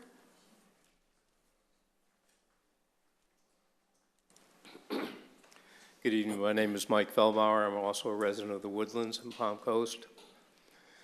My concerns are the same as you've just heard, but some additional ones is if the project is approved, we would go through some of the same difficulties that we had with the project that was behind us. Okay, we had the areas behind us disrupted, all the wildlife, lots of issues, and no one came to help us. We live in the Woodlands. We decided to, let me tell you, I decided to buy a house in the Woodlands 12 years ago because it was a beautiful old community surrounded by beautiful woods with a lot of wildlife. We've destroyed that with the building behind us. We're going to do more with the building in front of us. And then again, the concern of traffic. We all know that if you come out of the Woodlands and come onto Old Kings Road and head to Palm Coast Parkway, it gets jammed up there for a long time. And you're talking about adding additional traffic. The other thing is, if there is a real legitimate plan to expand Old Kings Road, we use the old expression, you're going to let the barn door open. With the horses out, you won't be able to close it, and it's going to cost the city a lot more if that happens to correct that than the income chart that was shown. We know how much it costs to do roads, and when you have other things now coming into place, we're going to have traffic jams. And what they're talking about is our egress getting in and out of the Woodlands has already been compromised, coming out the back end onto Colbert, which will get worse once that area opens up. And now you're going to do it again to us on the other side coming out. I'm sorry to say that our community doesn't trust the council, though this is not the sitting council that gave the permission for the facility behind us, but we heard all the same things, the protection. We're going to make sure this doesn't happen. We'll take care of you. And it didn't. We don't feel we have insurance that this council will protect us again, protect our properties and protect our property values and protect the type of living that we enjoy in the Woodlands. Thank you. Your comments. Next speaker.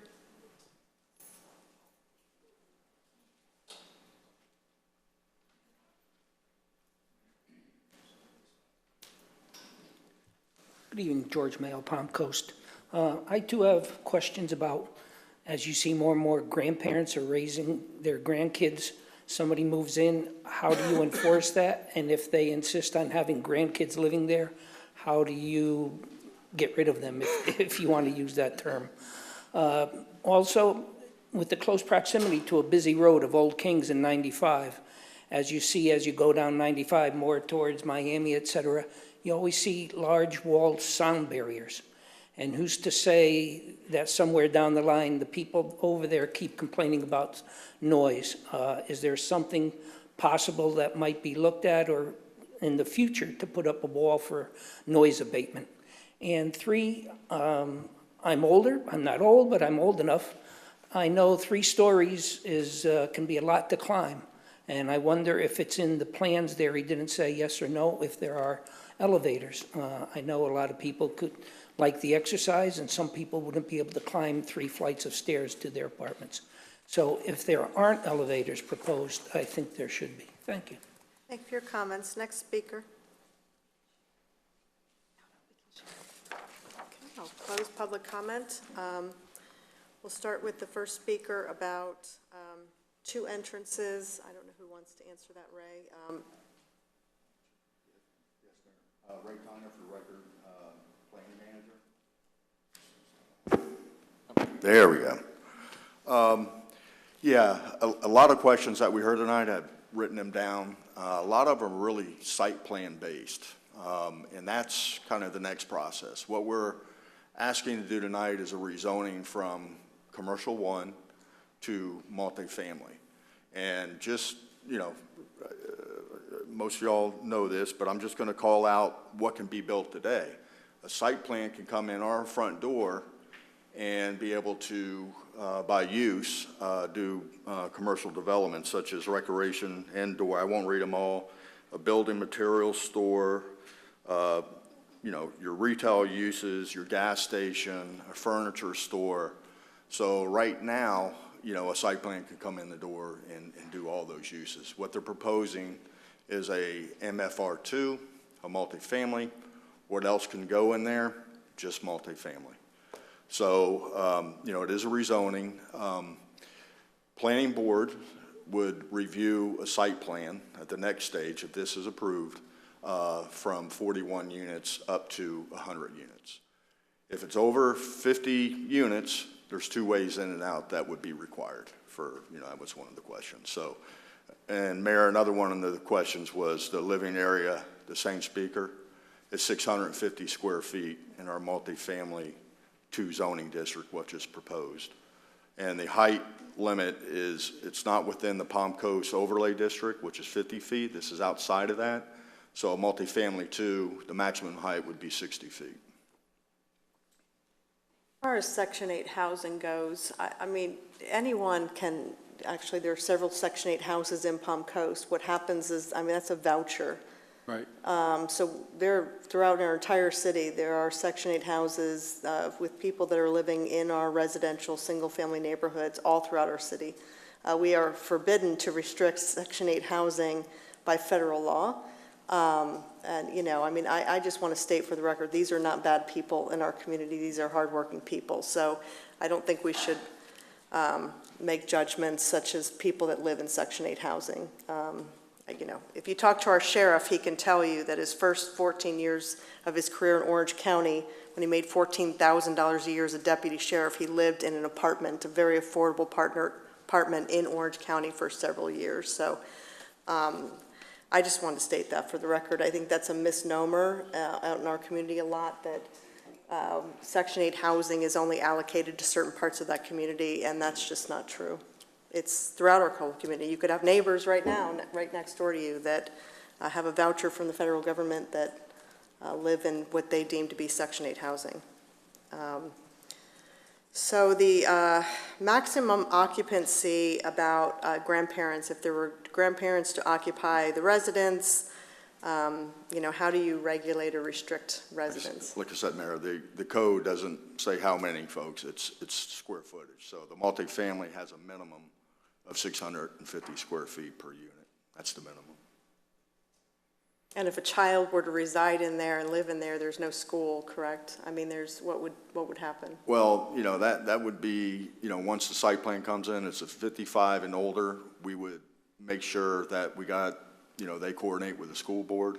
And what they'll end up doing with the school board is drafting covenants and restrictions. And the school board would approve that, and where they don't have to pay impact fees. But there would be coordination during the site plan process. Mayor, Council, if I could also just interject and add on to what your planning director has provided this evening. And what is before you this evening is the rezoning. It's a straight rezoning. This is not a PUD. So we're not at the stage yet. We're not at site plan stage yet. So the developer, as a matter of courtesy, has provided what the developer is proposing to be built. But that really is something that will not be subject to the specific issues that we're facing. But there will be an opportunity.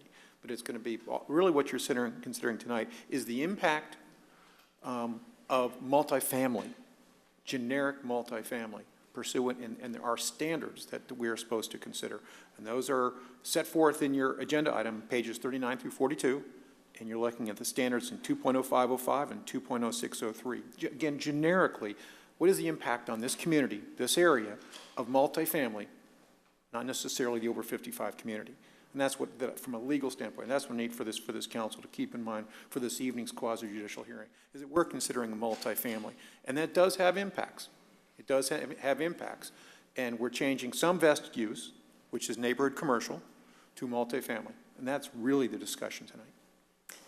So let me ask a question. I mean, and I guess we should state that we are working through easements right now with the property owners to expand Old Kings Road to a 4-lane.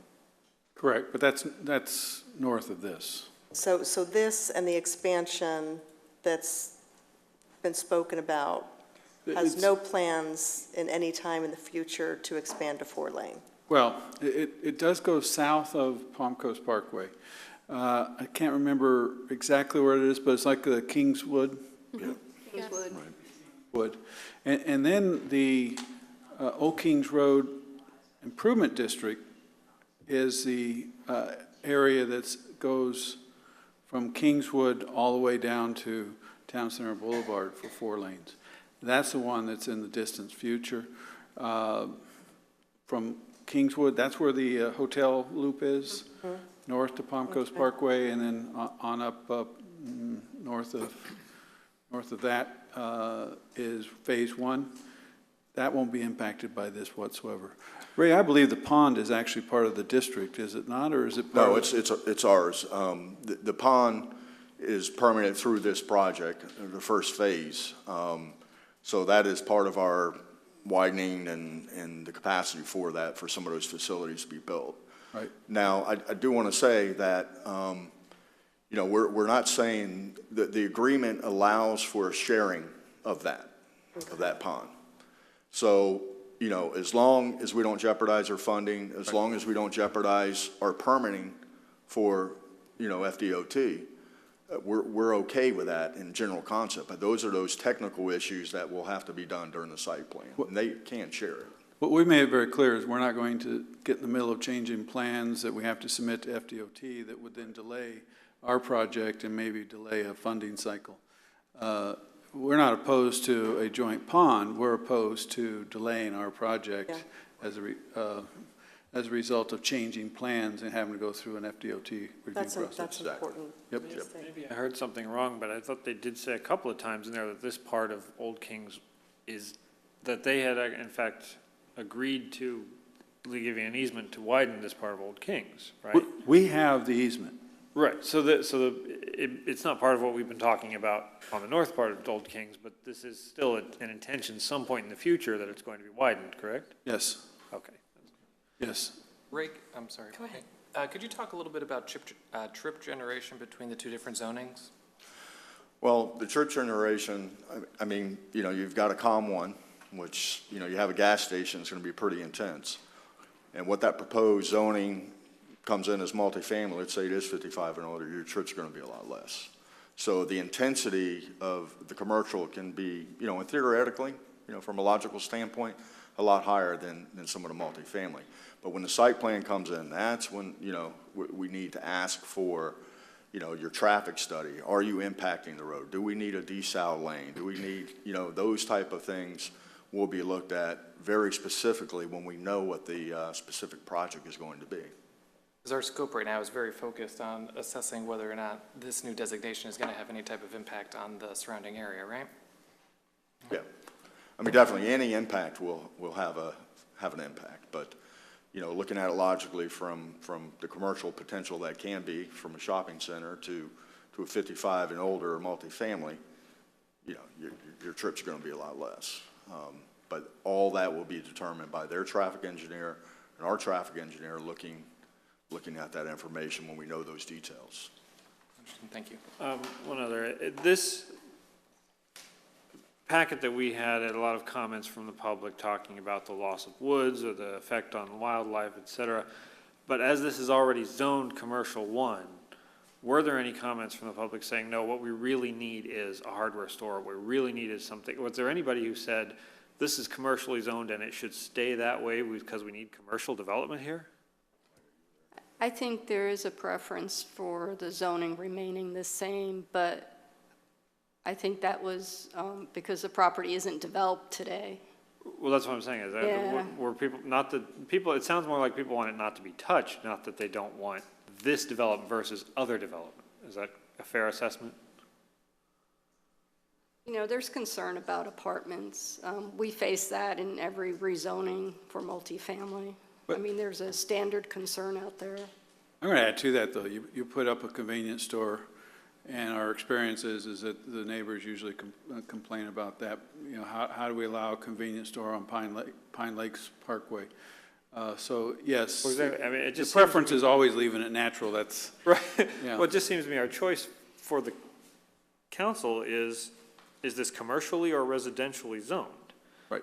And exactly between those, what kind of building is going to go up there in the future? Not, can we leave this as a preserve? That wasn't an option on the table. Right. Well said. Yep. Go ahead. With that being said, I'm sorry, Bob. May I? Go ahead. One of the themes that was consistent, not only with this development or zoning change, but it was the displacement of the bores, and we had talked about it at a few workshops. But I know that there isn't any submission for any project that we're assessing right now, but this gives the city an opportunity today to start looking at ways that we could perhaps help mitigate a bore issue if the development were to change the zoning on this parcel, because it isn't a legitimate problem for people in this area. The city doesn't necessarily have a plan on how to help or aid. I'm not sure that we can, but now may be the correct time to start looking at those options for our future.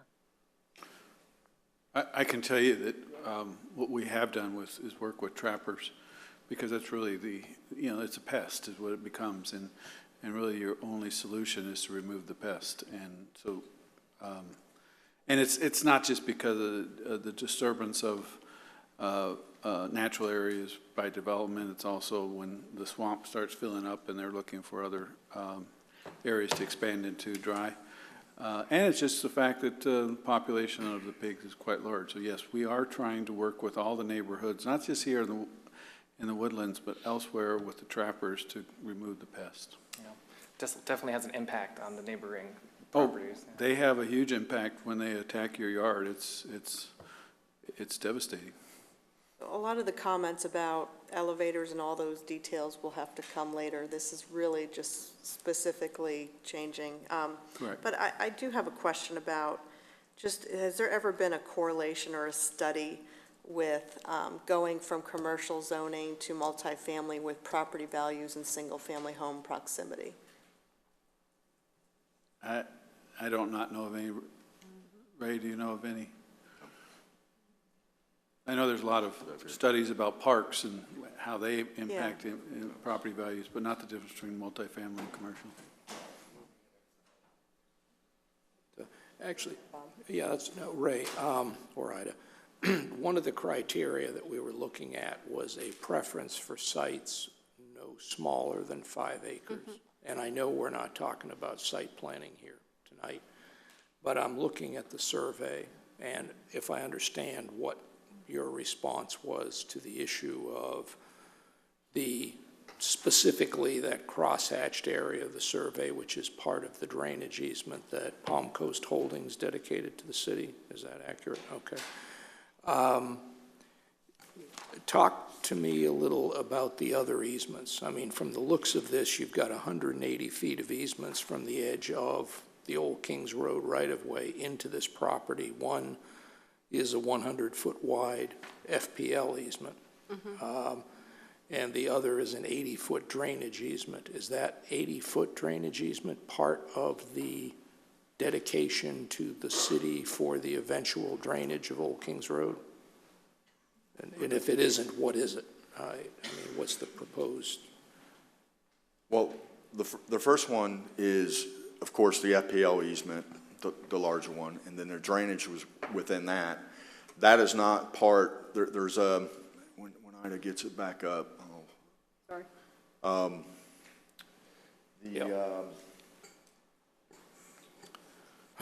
Annotate's not working right. Oh, it's not? No. Well, that's okay. I mean, I think. That is, this here, yes, it is. You This have is to the look drainage. at the screen up above. Oh, It's it not is? working Okay. on yours.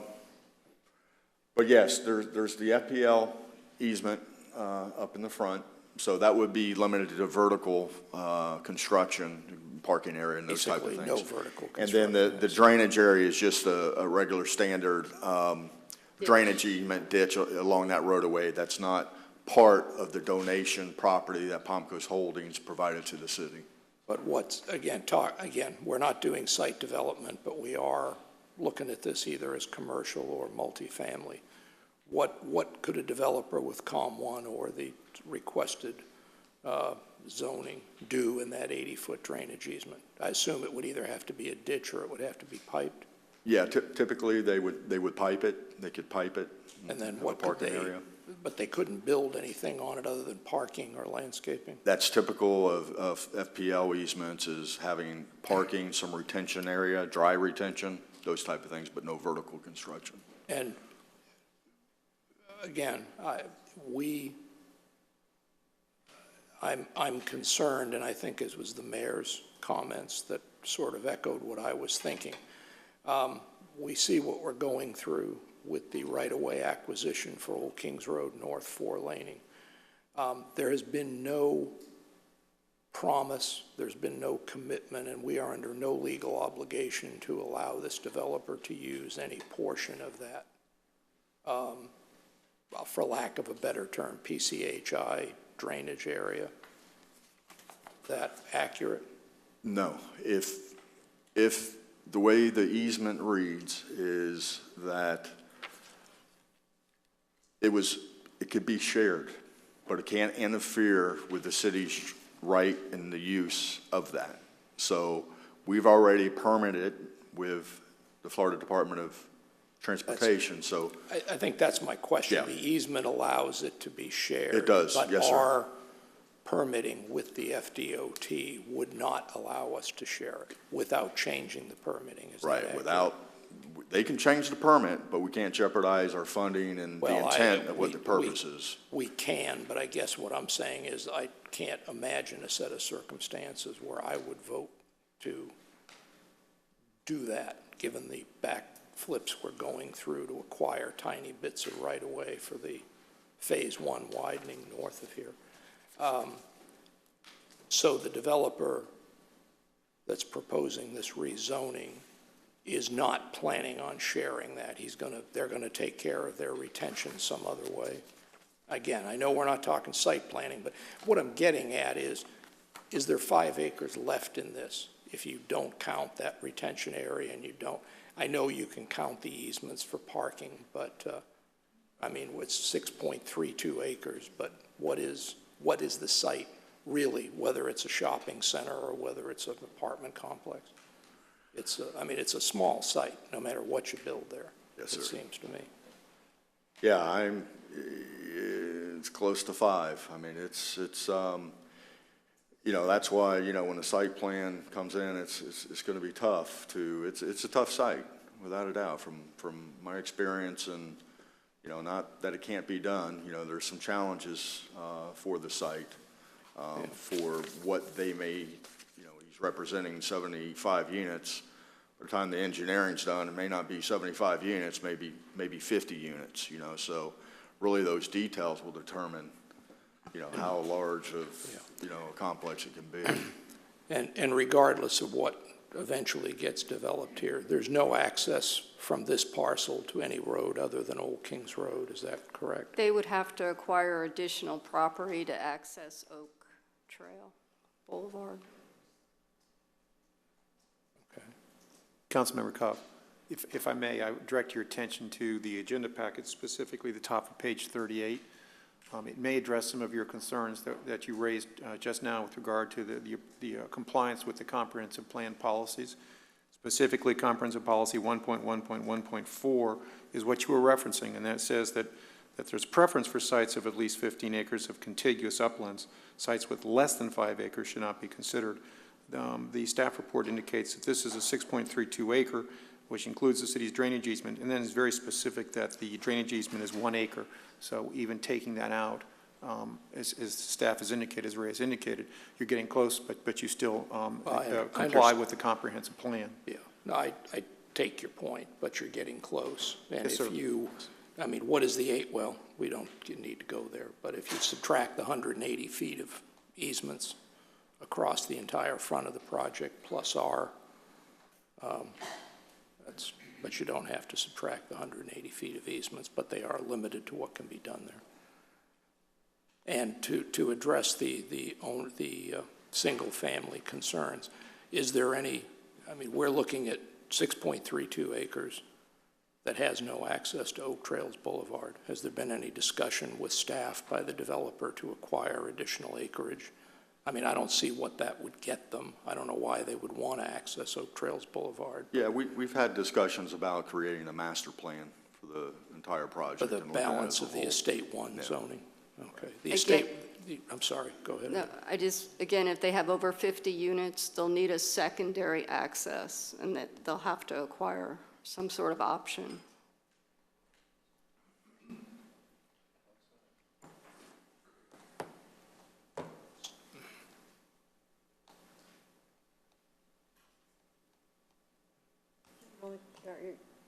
That's all I have. So they'd have 5 acres, it would be close, but that sounds like it's the driving force behind the Well, site selection. right? I guess, coulda, shoulda, woulda. Well, that's for another day. Who owns the adjoining land between this project and Oak Trails Boulevard? I forget who the.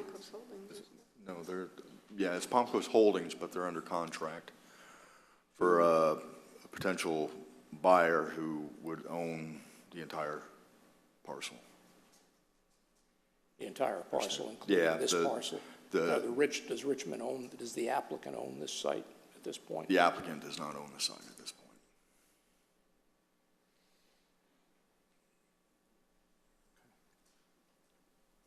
That's no other questions. Okay.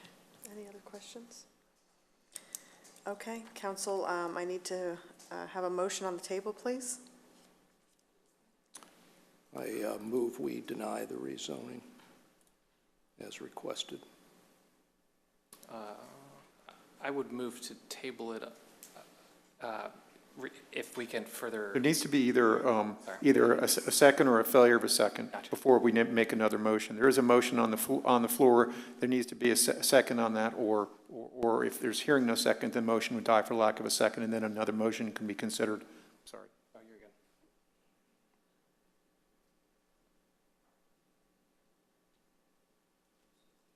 Ask for a lack of second. If there's not a second, then the motion dies for lack of a second. I would make a motion to table this item and try to further evaluate whether or not the 5 acres threshold is actually met with the additional easements in place or removed from the 6.32 acres. That's my motion. Is there a second?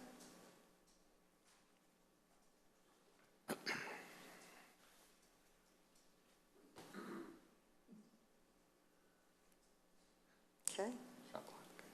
I guess I'll move that we approve the rezoning request. Is there a second? I'll second. Okay, all those in favor, please say aye. Aye. Aye. All those opposed?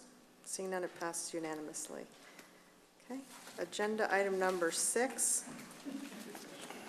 Mr. Reichman. Just a second, Mayor. I'm flipping. Okay, sorry. That's okay. This is agenda item number 6, Mayor, Council, those in the audience. This is an ordinance of the City Council of the City of Palm Coast, Florida, providing for the establishment of the official zoning map, for the amendment of the official zoning map as established in Section 2.06 of the City of Palm Coast Unified Land Development Code.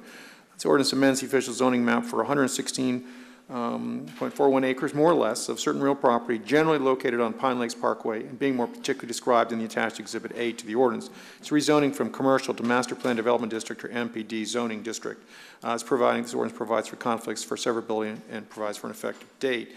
And Mayor, this is another one of our quasi-judicial matters, so if there's been any ex parte communications, those need to be disclosed this time, or other comments. I don't think it's fallen in the ex parte communication. I haven't really talked about this project, but the applicant is, well, in my day job, I work for Chimento Dwyer Hotel Grant Kistemaker, and the applicant is a client. We've worked, my understanding is we've worked with them on this project, and in the event it passes, they'll continue to be a client. We've done we have performed services for them relating to this project. Those services are completed. Councilmember, all you'll need to do is just declare that you have a voting conflict pursuant to Chapter 112, and that you will abstain from any voting on this, but you'll fill out the necessary paperwork within 10 days. I so declare I have a voting conflict. Thank you very much, sir. Is he still able to speak? He can discuss the matter, but he cannot vote on it. Okay. Yes. Okay. Any ex parte communications? Oh, no. I have none. Thank you, Mayor Mayor. Ida also has the privilege of being the project manager of this project, so she gets to have her third presentation for the night. This is application 3.20. It's referred to as the Whiteview Master Plan Development. In terms of the general location, it's east of US 1, north of Whiteview Parkway, west of Belterre. More specifically, it's west of White Mill Drive, south of Pine Lakes Parkway, east of Woodbury Drive, and north of Whiteview Parkway. The site is 116 acres located on the north of Whiteview, And the proposed rezoning request is from commercial 2 to master plan development. This is a future land use designation. It's mixed use on the future land use map, and that allows both commercial 2 and master plan development zoning. And again, the subject site is 116 acres, and the entire property now is zoned commercial to general retail. But most notably, it's surrounded by residential zoning and uses. So the site is actually an infill site. You look at the big picture. In terms of the current standards for commercial 2, what would be permitted, the minimum lot size is 20,000 square feet. The maximum impervious surface ratio is 70%. Maximum building height on commercial 2, general commercial, is 100 feet. And again, the proposed zoning map depicts the site as master plan development if it was approved. So the advantage of the master plan development designation is that you can design a site as a whole. And this is the master plan concept being proposed as part of the MPD. It allows 210 single-family units and includes both 45-foot lot minimums and 50-foot wide lot minimums. You recall that in the Grand Landings master plan development amendment done last spring that they also proposed and was approved at 45-foot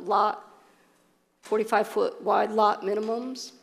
This proposed master concept plan includes a park in the northeastern corner. There's also a well field site there and a wetland. That's envisioned as a neighborhood-type park, approximately 9 acres. And the master concept plan also includes a multifamily site to the southeastern portion of the concept plan. And at our request, the applicant included a small commercial node, so be more sustainable in terms of providing services internal to the development.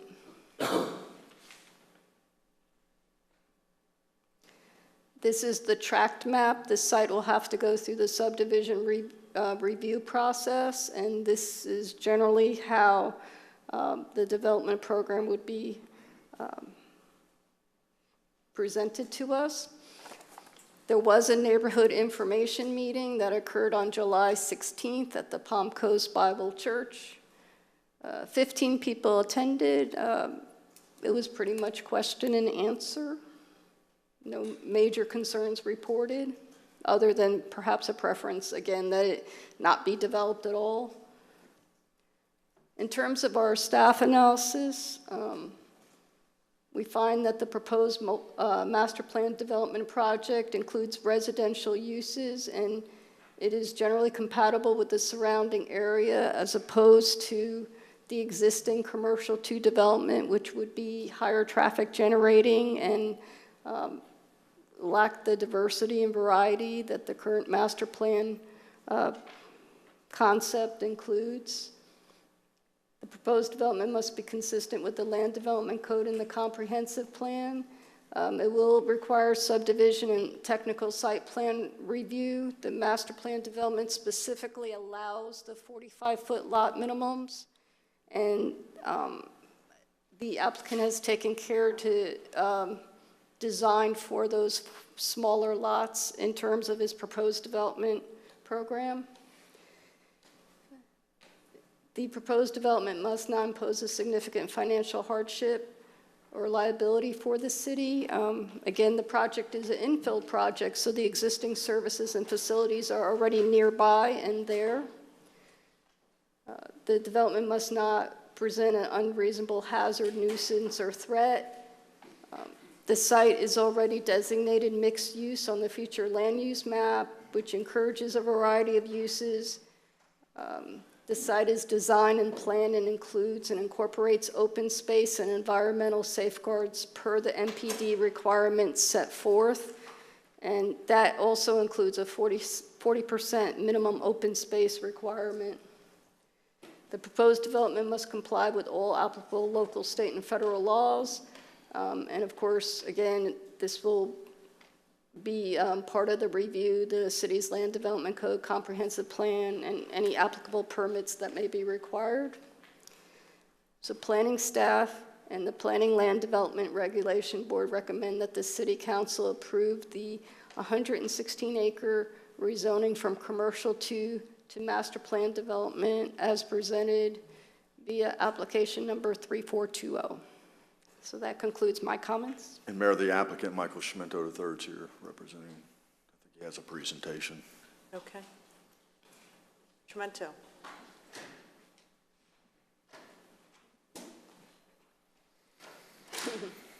Good evening, Council. Michael Schminto for the applicant. I don't have much more of a presentation than what you've already put forth.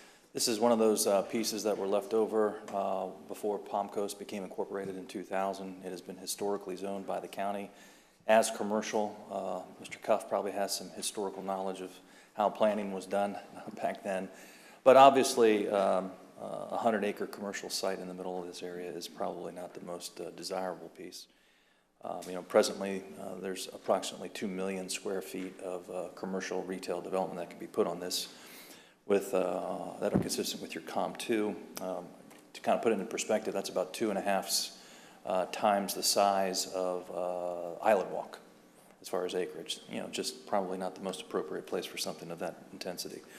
Reduction of traffic that is permissible today is by more than 3,000 PM peak trips. So we're down to just a basic neighborhood. We've addressed most of the concerns identified by the residents in the neighborhood. We've had some good meetings. They've been kept up to speed, and we're here to answer any questions that the public may have or that you all have. Council, any questions for either our staff or the developer at this time? Not, I'll open up to the public. Any member of the public who wishes to make public comments, please state your name for the record. Your 3 minutes will begin. Hello again, Mr. Neal, Palm Coast. All of these, not only this one, but all of these developments, it's nice to see that we're growing, but can't we move them into town center? Can't we get these developers to start in town center and move away? There's residential areas to be developed in town center in the future. I hear it all the time. Here you're going to add some commercial use. That's what we want. So let's get a mindset maybe and say let's do town center first before we approve development somewhere else. We want town center. We're spending a lot of money. We hired a person this year to push for town center. And all I hear is new development here, there, everywhere, but not town center. So maybe the city council needs to say, sorry, developer, we're going to do town center first, and then we'll talk about yours. And if you, just a thought. Next speaker. Good evening. Ursula Rumpf. I live here 21 years. I'm a taxpayer. I'm a property owner. I live on Pritchard Drive. And I have addressed the problems of sewage and stormwater, and I have gotten no answers in regard to that. When it rains, you have sewer trucks going down Pritchard instead of using Whiteview. Now you're telling me that you are authorizing or thinking of approving 45-foot lots for a single-family house? How do you manage to put a house in 45 feet? Explain that to me. Where is the easement from one side to the next? Is it going to be 2 feet? Is it going to be 0 feet? Is it going to be duplexes? What's going into Whiteview? And then take a look at the the air traffic that will go right over and directly to Flagler County Airport. Thank you. Thank you for your comments. Next speaker.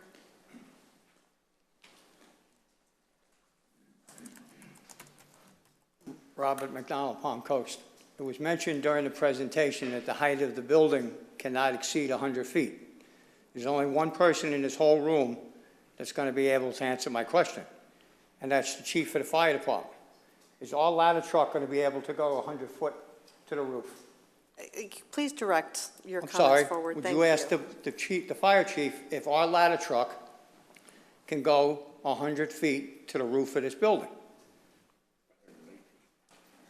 Next speaker.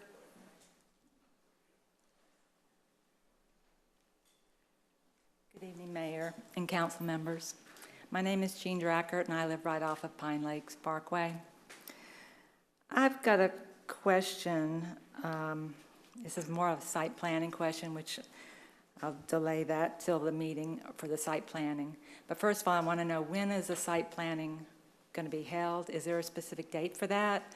Or if there isn't, where do I find the information that I can go to that meeting? My question is about the site planning on 210 units on a very little parcel of land. That means approximately 420 new cars there, since it's not 1950s anymore, where we only have one car per family. Now we have about two. And I was just wondering, is that's going to go all the way down Pine Lakes and Whiteview? And I'm concerned about that. And why is it master plan development? I don't want commercial there, but is that the same thing as residential?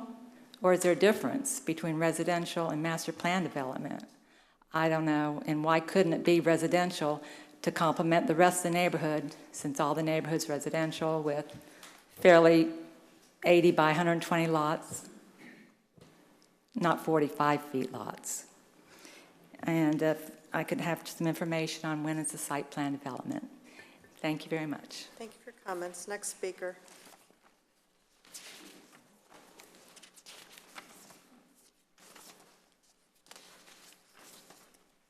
John Brady, Palm Coast. Good evening. As I recall, Whiteview Parkway is going to be reduced from 2 lanes of traffic to 1. We've talked about this before. Now you're going to be putting 210 units with conceivably an exit and entrance on Whiteview Parkway. Help me to understand how these two go together. Thank you. Your next speaker.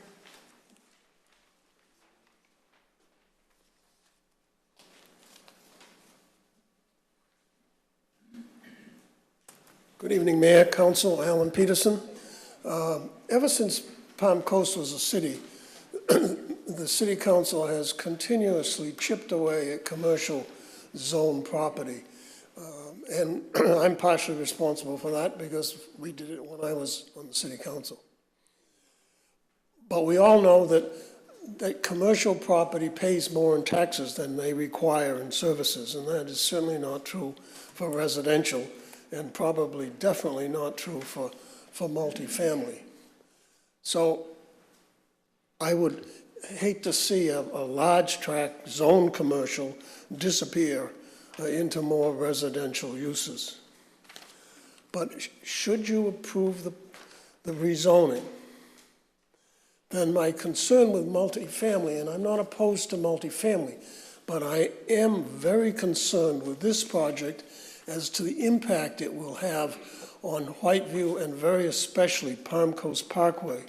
As you look at the maps that you perhaps have before you and that were shown here tonight, the vast majority of the W section uses Palm Coast, uses Pine Lakes Parkway to exit that particular section of the city to get to shopping and businesses. If you approve this and you add anywhere from 210 to 420 automobiles, you will put extreme pressure on Pine Lakes Parkway. So should you decide to approve it, then I would hope that the city would, when it does its traffic studies, require that an analysis be given for traffic lights.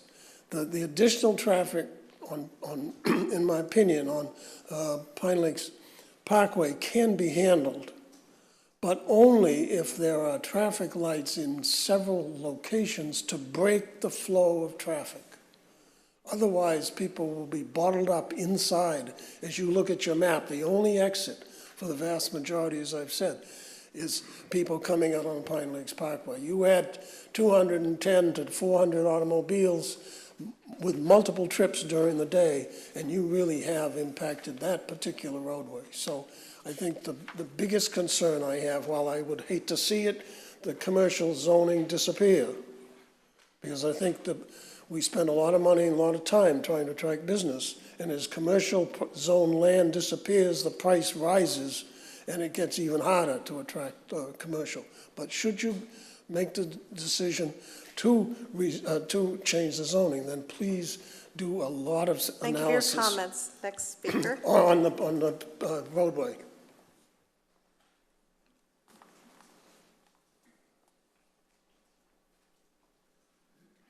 Maria Maffei, Pine Lakes. Unfortunately, I wasn't made aware of the meeting, the neighborhood meeting regarding this project. I wish I would have attended. I would like to get more information on this project. I think it's going to affect, from what I'm hearing, my quality of life. It's going to put a lot more cars on the roads that I travel. And I'm just requesting more information as I live in the neighborhood, and I want to protect my property value, as we all do.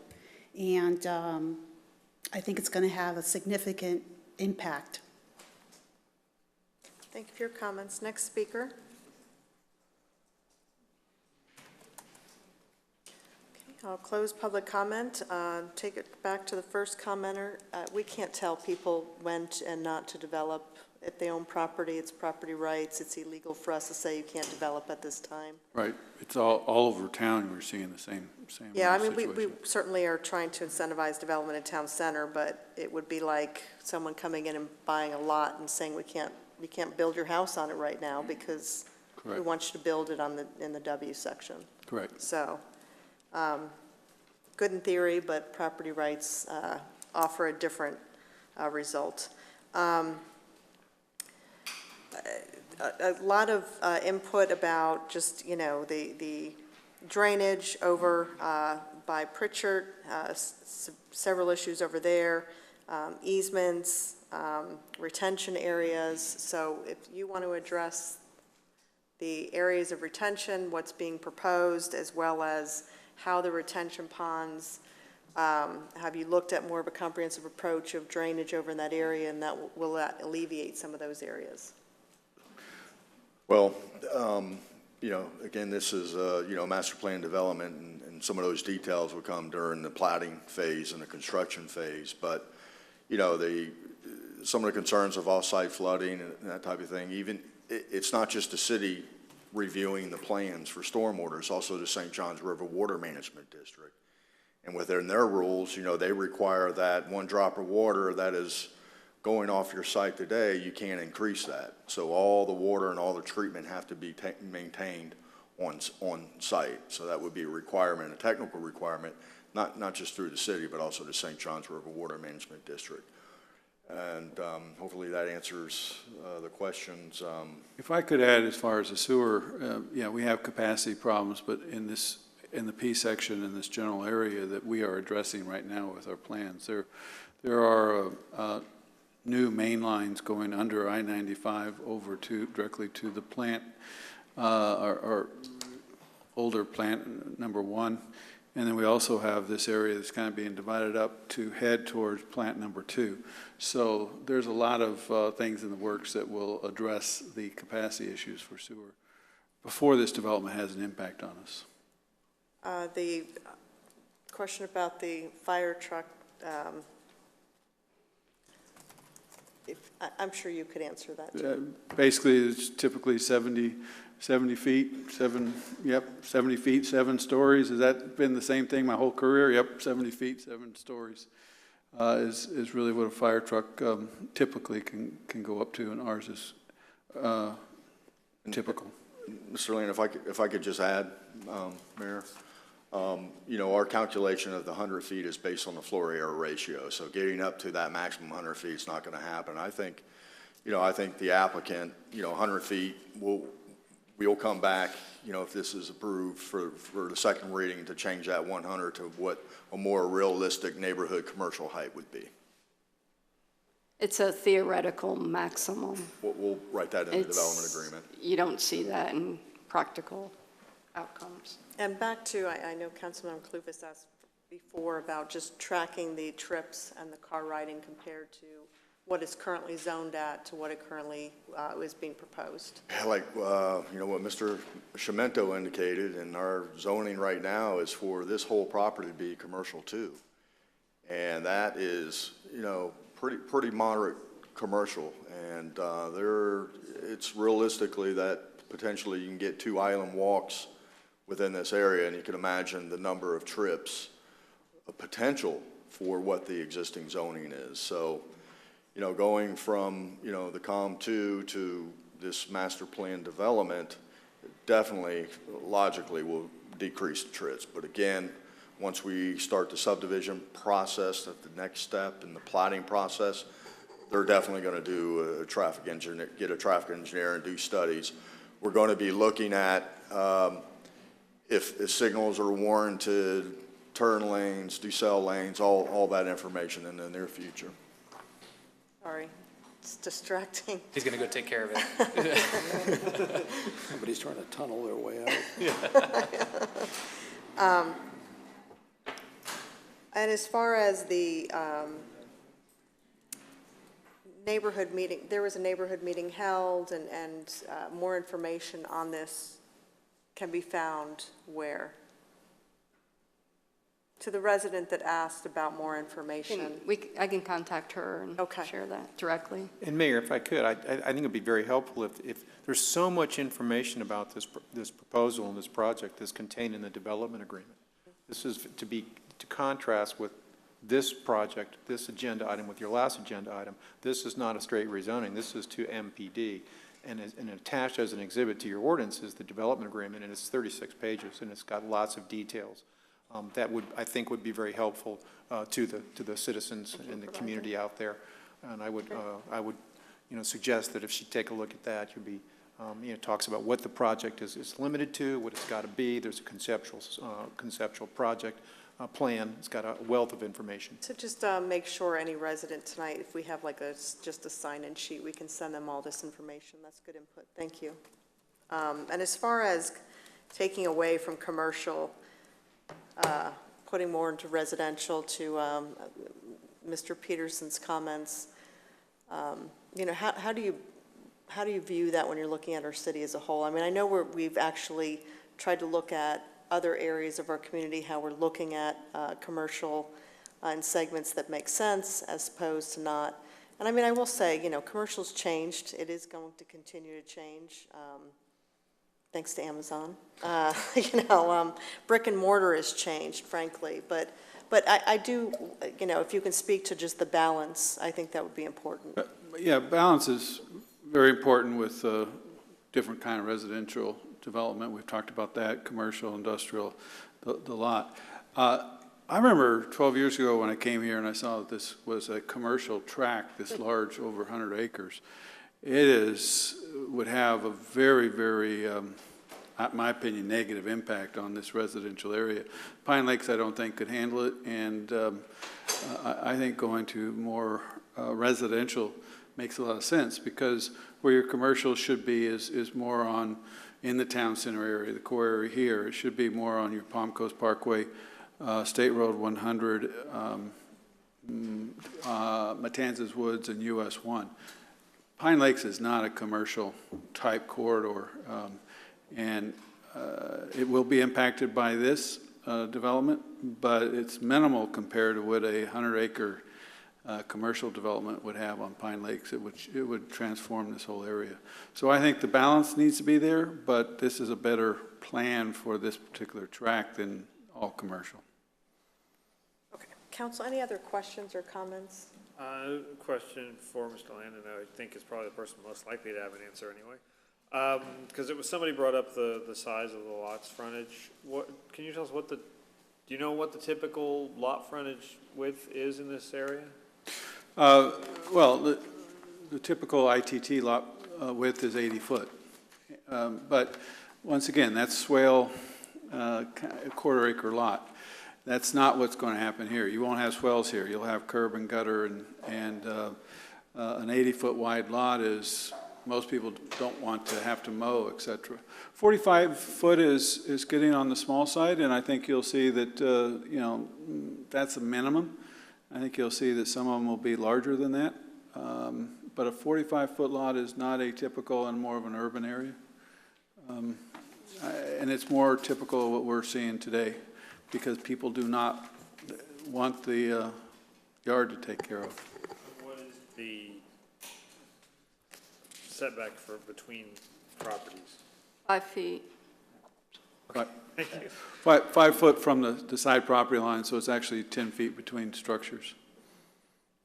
And then they just have, you know, so you have a 35-foot wide home. There are a lot of them developed in plans that size. No, I've lived in smaller, but. Yep. Once again, I think the key to it is we have still 15, 16,000 quarter acre lots out there available to be developed. Competing with that makes no sense. What makes sense is diversifying our housing, and I think you see an opportunity here to do exactly that. We've seen that with many others. And these infill lots, infill tracts, if you will. Park Place over in the P section, just wrapping up, a good example. Hidden Lakes is a good example. Grand Landings. There are a number of them, and they're actually pretty hot commodities right now. Councilmember Lyon, on page 21 of the 36 of the development agreement is a chart, and it has all the lot dimensional standards. It talks about minimum lot size, all the setbacks, so it's all required. And there's actually breaks it down into track C and track B, so it's not just minimum 45-foot lot widths. Actually, there's a substantial portion of it that'll be minimum 50 feet. So it's all, they have to do it this way as a minimum. Any other comments or questions? Yeah, I did have one question for staff. I remember seeing this parcel when we were looking at the Whiteview improvements that we're designing, I guess, at this point. And I know that traffic studies and so forth for this project will be at the site development stage, not at the stage we're at here tonight. But are the plans we're making now consistent, I guess, for lack of a better term, with the proposal we have here? Yes, we shared the rezoning application with the project manager for the Whiteview safety improvement project. And if the traffic studies or traffic generation show that something more is needed on either Whiteview or Pine Lakes Parkway or whatever, the developer would be responsible for that as part of the site development process. Yeah. This parcel was taken in consideration when we looked at the Whiteview safety project and the potential development here. Not as 100 acres of commercial, because nobody thought that was reasonable. I was intrigued when I saw what the zoning was, when I realized how big this property was. So. I do think Mr. Peterson was correct. The largest impact is going to be on Pine Lakes, and that's where we're going to have to make sure that necessary improvements with turn lanes and signals, et cetera, are there. Most of the traffic is very likely going to use Pine Lakes and not Whiteview in this one. Any other questions or comments? Questions? Not, I'll entertain a motion. Move approval. Second. Moved and seconded. All those in favor, please say aye. Aye. Any opposed? Seeing none, and you've recused. I've recused, yes. Okay. Okay, we'll now move to the resolution portion of our agenda. There are only 2 items. If any resident would like to speak on agenda item number 7 or 8, please do so at this time. Running out of paper to take notes. Mayor, this actually is a consent. Oh. So we probably just can handle them as they show up. We have no consent. No consent. It's very unusual tonight. It's weird. Well, yeah, it's, but the first one is a presentation on a rate study. We have a full presentation from our consultant. So Mayor, whenever you're ready, I would. Okay, sorry about that false alarm. The, I know. Sorry. Yep. You've never had an agenda without consent. The next item, I'll tell you why that one in consent also. No, there's nothing in your council rules and procedures that requires a consent agenda. This one actually probably is, even if we had one, this one wouldn't be on it. Gotcha. Good. Mayor, City Council, approximately a month ago, actually a little over a month ago, you heard the results of the rate study from our consultant of PRMG. Since that time, you asked for time to think about what their findings, and they finalized the report and the like. This is something we do once every 5 to 6 years to make sure that obviously a very important piece of infrastructure is well maintained. We have enough revenue to maintain it, and that we are not going to be jeopardizing the future of our utility. They also take a look at our capacity fees, better known as impact fees. Because this is has a major impact on infrastructure, we thought it was important to give you this presentation again, and also from a final standpoint before action. So I'm going to turn it over to Richard, who's going to introduce our experts in this case. Thank you.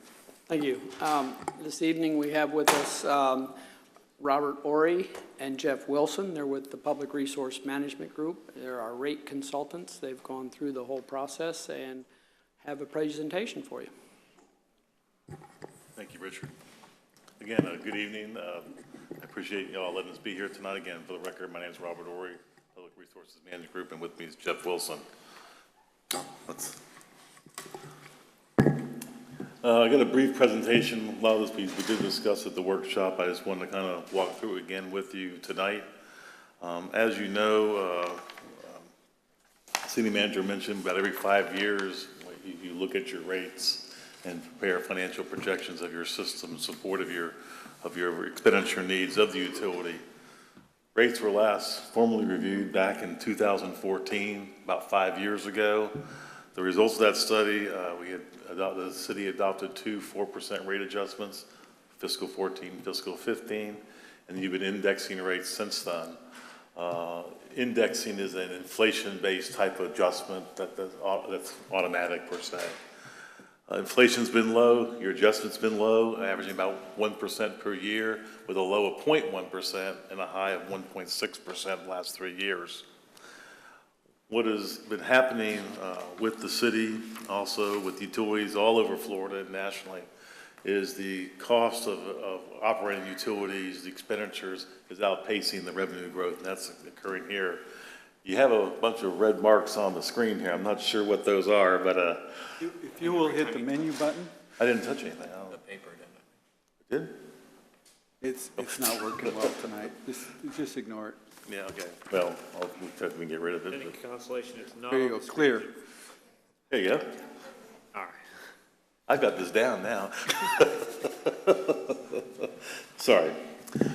So because of this, the utilities experience we call declining operating margins. What that really means is when you look at your revenues and pay your operating expenses, chemicals, power, labor for the cost of operating the system and whatnot, the amount left over is shrinking, and that's called an operating margin. And when you look at the amount of utility investment you have in this facility, in their water and sewer system, over $305 million at today's cost, It takes a lot to maintain that and to replace that. Aging infrastructure, one of the big issues not only facing the city, that is also a statewide and national issue. Gravity sewer lining to reduce the amount of water that infiltrates into the pipes. Water main distribution system improvements, repairing and maintaining your wells, etc. That costs a lot of money. In fact, for the next 6 years, that number is about $130 million. So it takes a lot to maintain and to expand this system. What we were asked to do, as I started off the presentation, is develop a rate and financial plan. We did develop a 6-year financial forecast. We looked at your operating and maintenance expenses, your capital plan, available cash that could be used to fund needs and maintain reserves. We had some, as we looked at the adjustment to monthly rates, there's a couple things we wanted to consider. One is we want to maintain a strong credit rating. You're an A+ rating right now, that's good. It's a reflection on the city, it's a reflection on management, and also what I've seen is as you have stronger credits, there's less financial risk and tends to be more rate sustainability over time. We discussed that last time. Additionally, the rates, because of the $130 million capital plan, we will be needing to issue additional debt to finance a portion of this capital plan. And we need to have those rates in place. The credit rating agencies that looked at this A+ rating will look at that and say, can you afford additional debt to fund any type of improvements? And that's something where we always look at. We do want to maintain limit financial risks to the system, but we also have to maintain compliance with our rate covenants and our bond resolutions. When you issued bonds of finance, there's several, I guess I'll call them rules, but that's probably not quite the right word, but there's several considerations and covenants that the city adopted. One is a rate covenant that after you pay your operating expenses, that amount left over, I was talking about operating margins, that amount left over needs to fund your debt service payment by a certain amount. Example, if I have $100 of debt and I have a 1.5 coverage, I need $150 in net revenue to pay my debt and then have that $50 left over. Where does the 50 go? Capital improvements. That's that renewal and replacement capital funding piece. So it links together. So we have to look at these revenue requirements that's mandated upon us through our bond resolution. As I mentioned earlier, we also looked at your capacity fees to make sure that we're fully funding the cost of financing expansions to the system. Some of the primary drivers facing it, I've talked a lot about operating margins. Inflation on the cost of operations is definitely an impact. The Congressional Budget Office is projecting 2.4% annually for the next year or two. I can tell you personally, it's higher than that. From June to June of this year, it was 2.9%. But for utilities, it's even more pronounced by the fact that because of increasing demand on goods and services, professional services, the cost of construction, the demand for this, costs are rising. There's less people out there, the costs go up, and that's exactly what's happening. Second, we've got incremental or new facilities come online. Wastewater treatment plant number 2 came on in 2018. When you have increases in capital facilities, there's some stair steps. You have to have the people to run the plant. There's additional O&M, power chemical, for example, that occurs from that. For the forecast period, we're seeing a projected increase in operating expense about 4%. That does include incremental costs with the new plants and additional staffing. That's about what we're seeing utilities. It ranges between 3 to 4, 4.5. It's a little bit more on the upper end, but see what all you have going on with the plant expansions. I think it's very, very reasonable, but it's higher than inflation, and that's a net margin decline, Jeff. Just to kind of give you a feel as you change the slide, the O&M expenses accounts for about 56% of your total expenditure needs of the system. That's a pretty big number. The second one, we talked about capital. I mentioned it was $130.3 million. That does include projects carried forward in 18, and we started to study fiscal 18 was ongoing. It's now just past this about 4 days ago, 3 months ago or so. But you can see on this chart here, The capital plan, again, $130 million, includes expansion capital and renewals and replacements. In terms of funding this plan, the first thing we looked at was available funds to us, your cash reserves, funds from operations, deposits to the R&R, renewal replacement fund, for example, any grants, whatnot, and then we looked at existing bond, future bond proceeds, to the extent we needed that. As you can see on the green chart, about 36% of the capital plan will be funded by additional debt over the next 6 years or so. The goal is, as we move forward in time, go ahead, is to start limiting that number as much as possible. By doing that, and knowing that your renewal replacement and capital reinvestment needs are rising over time as your system ages, we're recommending you start putting more dollars into the capital reinvestment fund, the R&R fund, than what you're doing now. Again, I mentioned that $305 million earlier. The depreciation expense on that $305 million is about $10 million a year. And if you just assume, hold on one second. If you assume an average life of 50 years, which is a long time for utility facilities, that if you take $305 million divided by 50, for 50 years, that's $6 million a year. Currently, your policy at 10% of revenues is funding about $3.8 million a year. Hence, we have to issue debt. We're recommending to phase that funding level to about 15% by 2023. That'll produce about $7 million annually. Can you go back a slide, please? If possible. And if you look at the first line on the green chart there, 38.117 million, if you divide that by 6 years, which is that amount, it's a little over $6 million. So there's a match there. And so what we're seeing is if we raise the R&R, we're reinvesting that back into the system every year. And that needs to be continued over time. If we do not do that, that additional debt line you see, the 46 million, will rise. And the goal is to have a good balance of debt and capital reinvestment, or equity as I call it. Go ahead and go to the next slide. Based on the projections of cost, funding, capital reinvestment, et cetera, the bars are your major expenditure requirements of the utility. It rises over time based on our need. The salmon color, I guess, dotted line is your rates from existing rate revenues, and the green is the recommended rate adjustments and indexing adjustments we've identified to meet the expenditure requirements. Just again to give you some, go back please, some comparisons. Again, I mentioned the blue was about 56% of your requirements. The debt service payments account about 30% of the overall requirements for this period, and your transfers, which is primarily deposits for capital reinvestment, renewals and replacements, that replacing of the aging infrastructure, is about 14%. When you look at the increase, it's about 50-50. 50% is attributable to increase in O&M, blue, and 50% is attributable to the orange and the yellow, capital reinvestment and financing, just to kind of give you a feel. But that's what we're seeing. To fund this for the 5-year plan for the next 2 fiscal years, first of all, there's 2 parts to the rate analysis. There's the annual indexing that you've been doing annually. We mentioned that earlier, where it's been averaged about 0.1%. The index for 2019, which is effective in about a month, is 2.9%.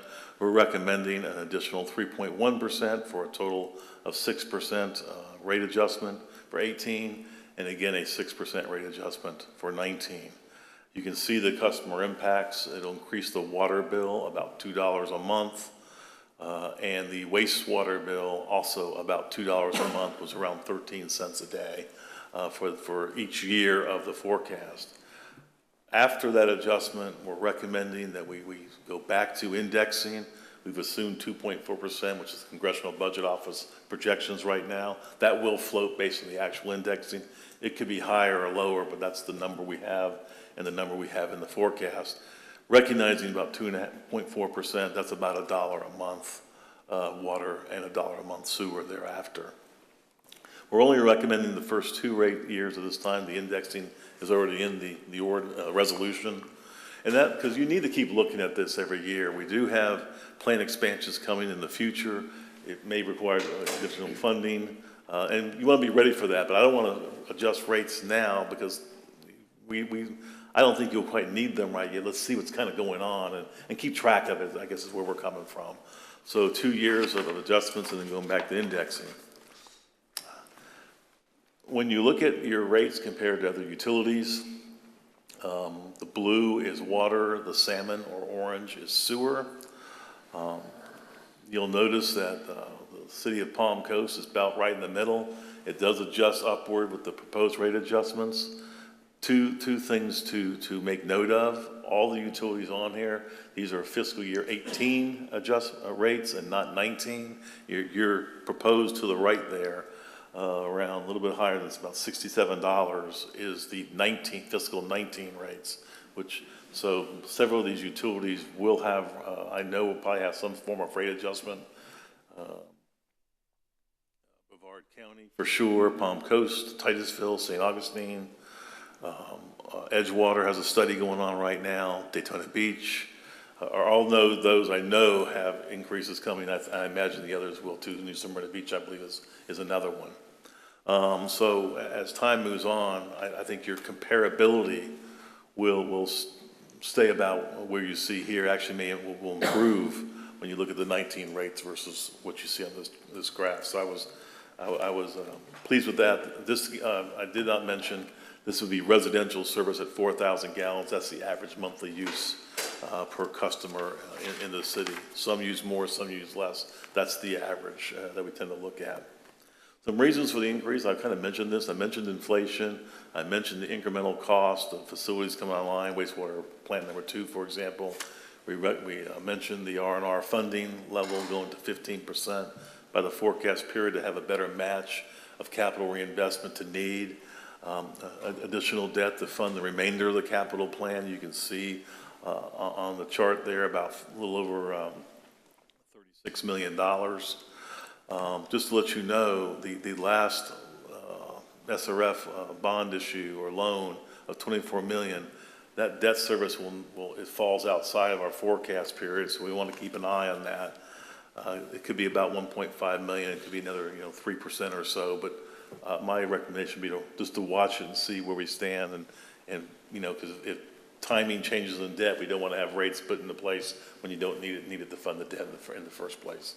So that one we'll keep an eye on as you move forward to your next review. We also looked at the capital facility fees very quickly. These are fees charged to new development. They're not charged existing ratepayers. Actually, they provide a financial resource to the system to help keep rates in line and reduce funding needs. If you look at the chart that's on here, it shows what the rates were prior to 13, existing proposed. In fiscal year 2013, the fees were decreased based on the capital plan at that time. And you can see that that prior to fiscal year 13, they're about $5,400, the combined fee, water and sewer. Currently, they're slightly under $5,000, water and sewer, $4,965, just to make a note. The rate per ERC was proposed is $5,518. It's about $550 greater than what's being charged today, about $100 greater than what was charged back in 2013. This charge you see here is the rate per ERC or equivalent residential connection. A equivalent residential connection is the demand essentially of a single family household, an average demand, so you can get a feel what that is. A commercial establishment would be a multiple of these, but most people understand, a single fee per household, that's what you see here. So for new development, that charge would be $5,518 is what we're recommending today. And that would be built into the financial system, provide benefit. Relative to the industry, we are on the upper end with these fees. There's a lot of reasons why fees can be different. Type of treatment, age, subsidization. There's all sorts of reasons why it could be. Levels of service could be another one. A higher level of service may promote a higher fee and whatnot. So there's a lot of reasons.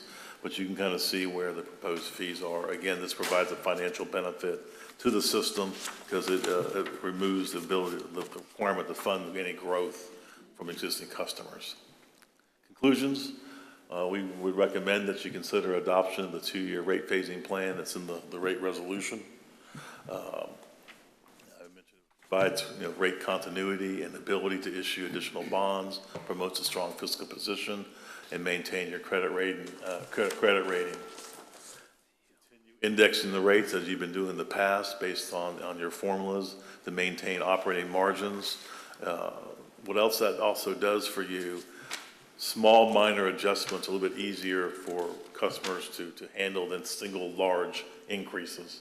And by indexing that avoids that, allows you to kind of keep up somewhat with the changing climate of cost. We also recommend you consider adopting the proposed capacity fees. Keep in mind, according to Florida Statute 163.31801, when you adopt those fees, they can, since they're increases, they cannot go into effect for 90 days. That's pursuant to that Florida statute is the Florida Impact Fee Act. So it's by statute. And with that, I think we'll open up for any questions or comments or. Council, any questions or comments? Just in your experience, has a rate study ever resulted in a rate going down? I have adjusted rates down. I will tell you it's not that often. What I've mostly seen is if there's a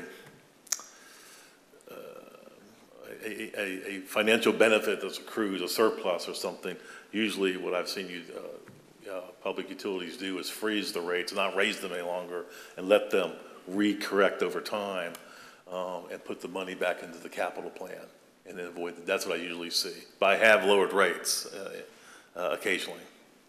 So I've got, actually I have 2 right now. They have some large debt drops coming that we've been waiting for a long, long time. And so that decision may come on, one of them is in Virginia, State of Alexandria, has a major benefit coming with a debt reduction. And so we're thinking about that. But there's other issues there I can talk about later. But. Any other questions or comments?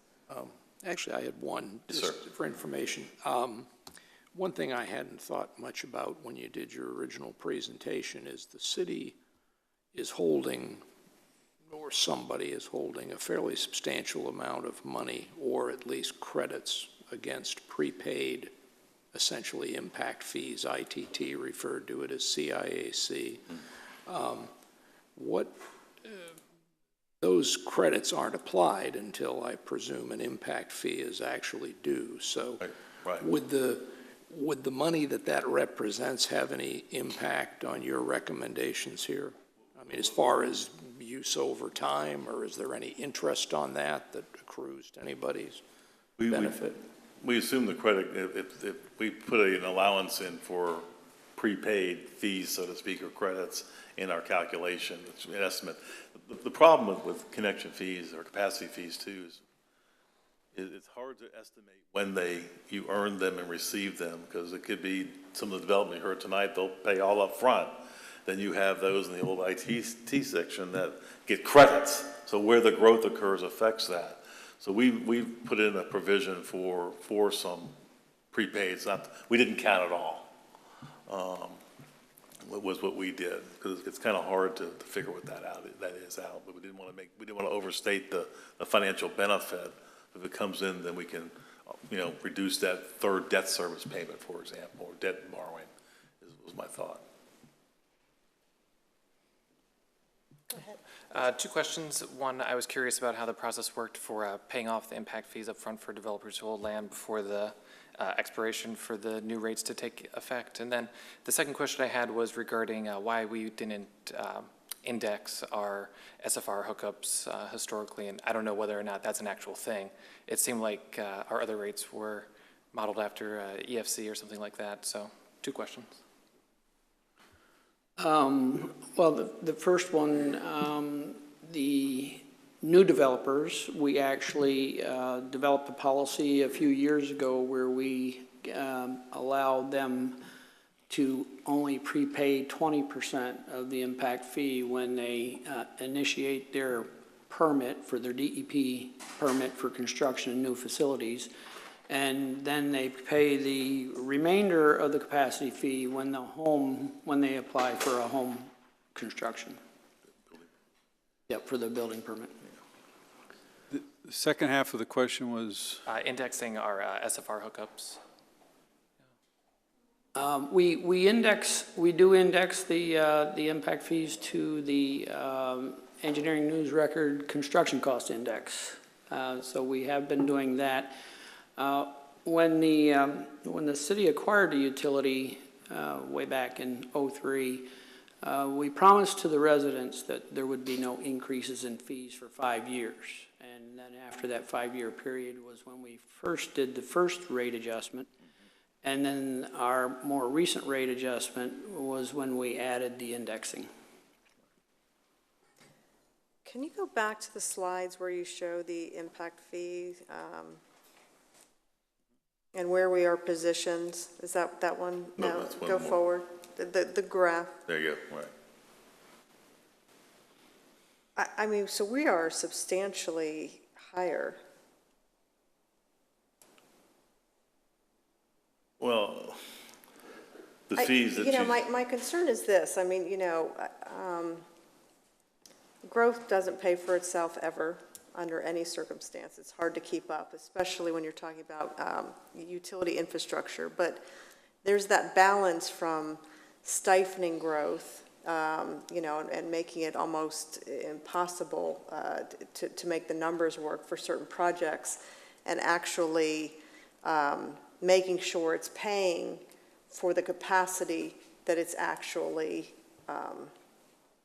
creating with the system. So how do you actually sit here tonight and tell us where these figures actually derive from, and what puts us in the almost highest category on this chart? Well, let me tell you what we did.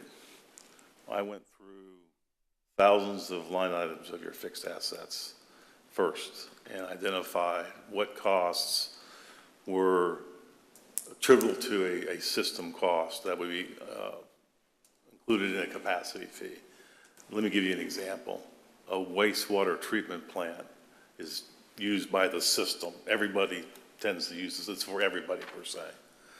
A line in front of your house or a meter or fire hydrant, that is not in the impact fee. And the reason why is that's a part of the on-site cost for the development.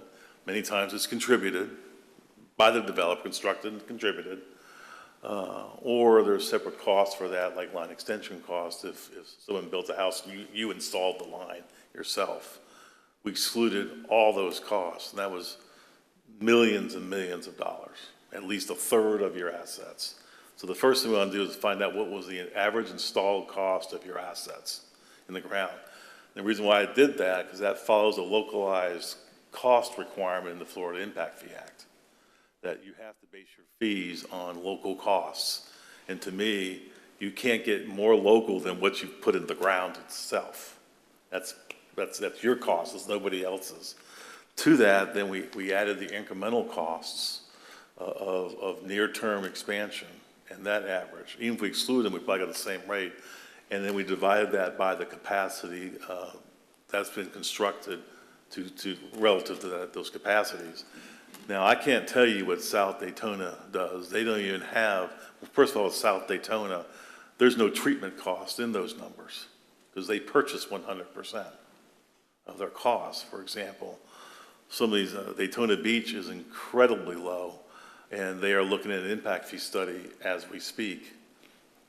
Port St. Lucie, they've got a major wastewater assessment program assessing all their lines and transmission lines, because they were in like Palm Coast, they were a platted, well, like ITT, they were a platted community and they assessed everybody. So you can't put those costs on an impact fee. So when I look at these, St. Augustine just raised their rates and getting ready to raise them again, for example. So when I look at these, I look at what the cost of treatment is, what's the nature, the levels of service, when did they last adjust fees? Some of these folks haven't adjusted fees in years and years and years. They just haven't. So on your comparison, yeah, you're high. I can tell you there's others that are higher than this, but I wanted to show you what was in the region, but it's your cost and your ability to serve. And that's the installed cost, we believe, to serve, and by having those fees, it'll put downward pressure on your existing rates. And that's what we did. So I suppose my question would be, I don't have all that information about which ones are going to be raising rates and which ones have systems that, are in a different situation than ours. The one question I would have, with your knowledge, knowing Palm Coast infrastructure and how deep you've gone down into the details, and with the knowledge that you personally have with these other cities that are in a similar municipal utility situation, overall quality, maybe actual mileage of pipes, et cetera, which one of these would you say is most comparable to our current situation in Palm Coast? That's a good question.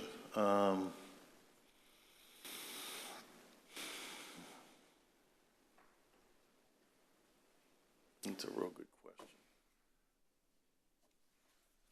I would think, he whispered Palm Bay to me. I would think right off the surface, that would probably be fairly close to you. And the reason why I'm thinking that one, there's a couple of reasons why I'm thinking that one. One, it has a lot of similar development that you all have. You started off as a platted community. They were general development utilities way back when. They're the platted community type of infrastructure too.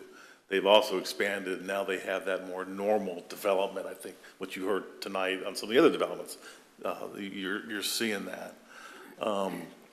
Second, if I remember right, their facilities, they've got reverse osmosis facilities. You have, you're lying. I'm not familiar. Yeah, we're reverse osmosis. Reverse osmosis. They are reverse osmosis system, water treatment as well.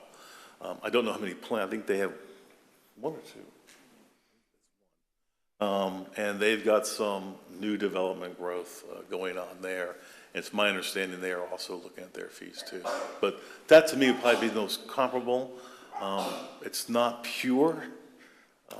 I can give you some reasons why there may be a difference, like a level of service. You're 225 gallons. Let's say they could be 250 gallons. What that means is how many gallons of capacity do they reserve you as your ERC, for example. That could be a difference. So, but right on the surface, that's probably one that's probably pretty comparable to you all. Gotcha. So Flagler County has utility impact fees? I believe they do. They're so small, we put them on here because you're next to neighbor.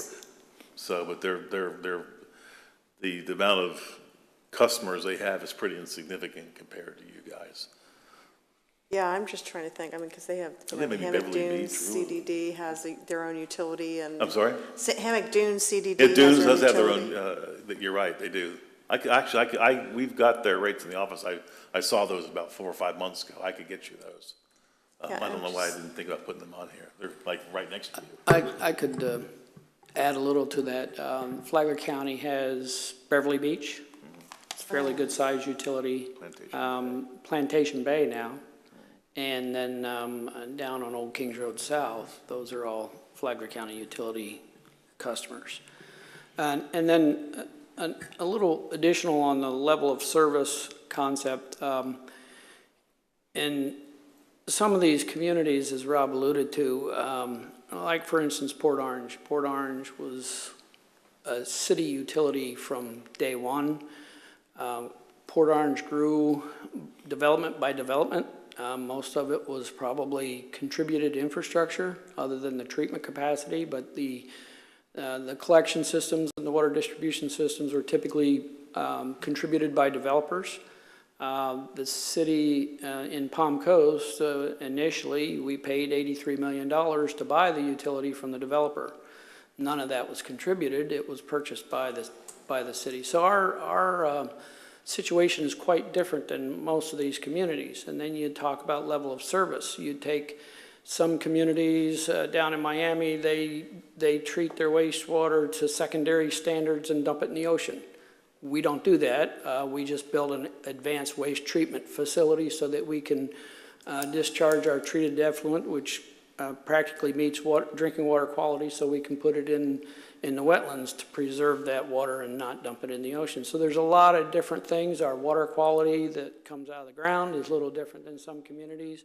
We're treating it with reverse osmosis. That's a lot more expensive than Deltona, for instance, pumps it out of the ground, puts chlorine in it, and sends it to the community.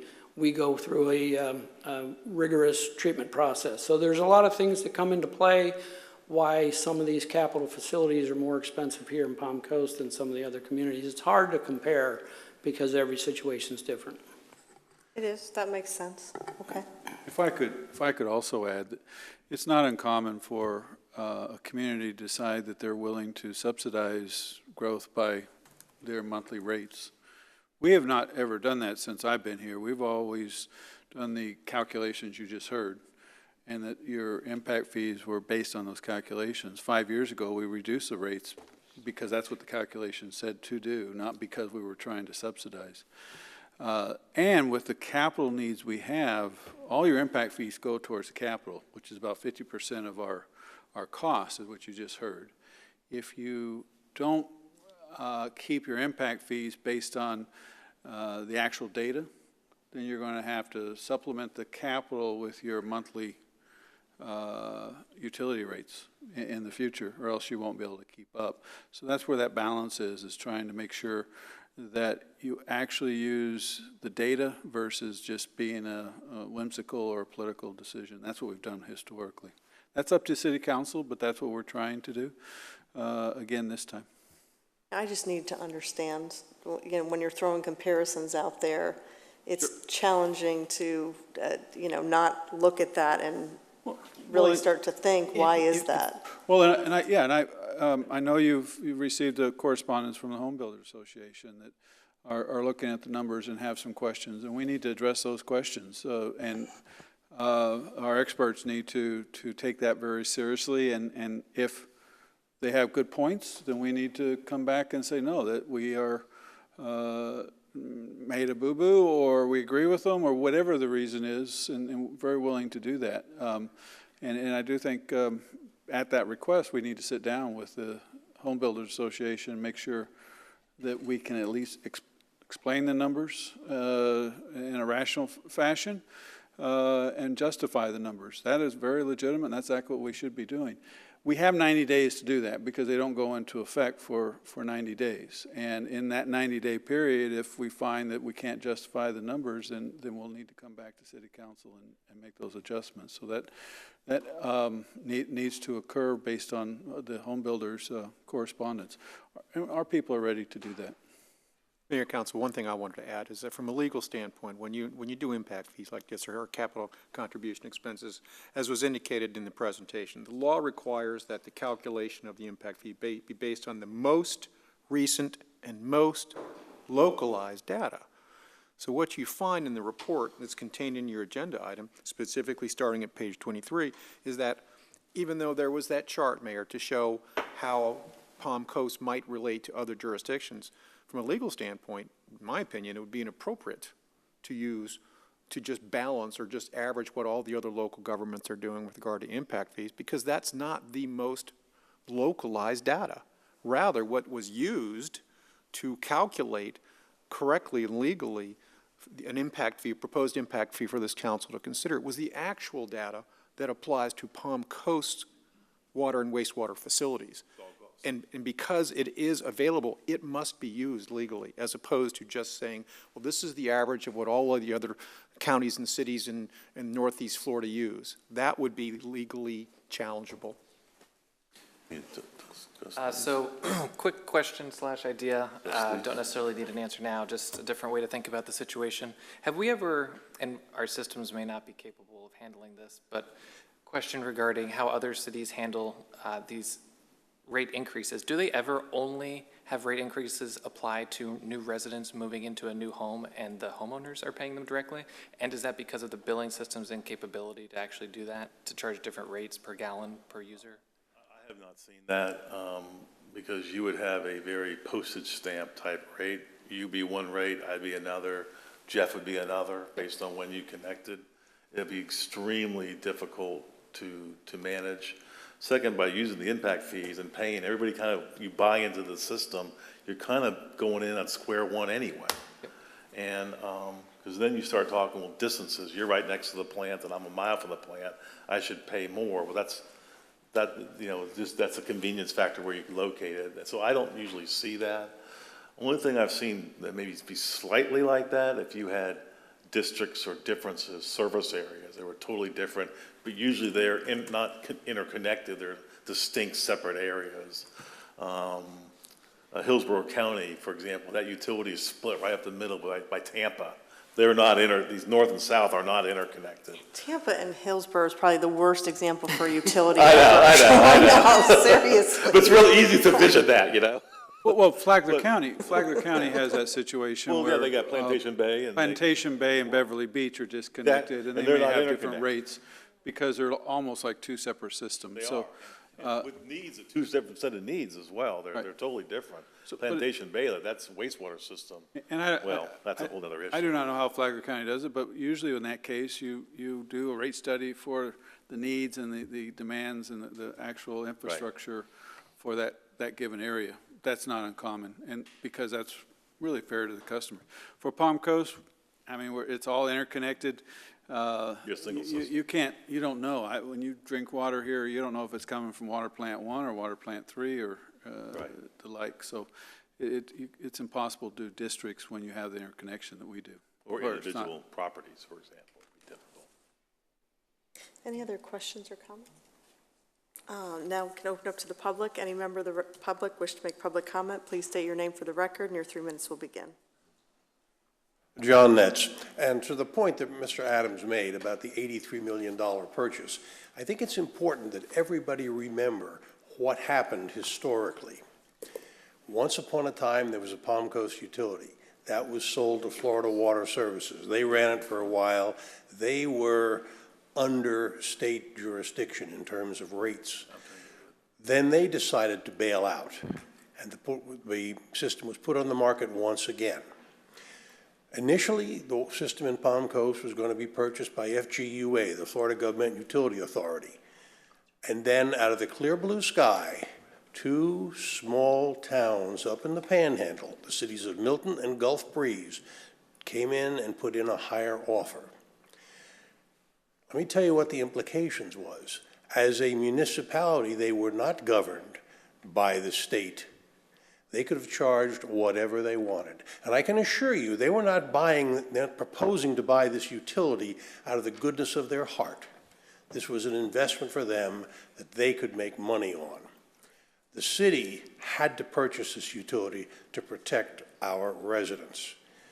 That's $83 million up front that we didn't have that in the bank. It wasn't in our back pocket. We had to borrow that money, and then we had to borrow additional money to bring the plants back up to standard, because when Florida Water Services was running it, they were running it as a cash cow and not reinvesting. So there's a lot of history that we need to remember that got us where we are today. Thank you. Thank you for your comments. Next speaker.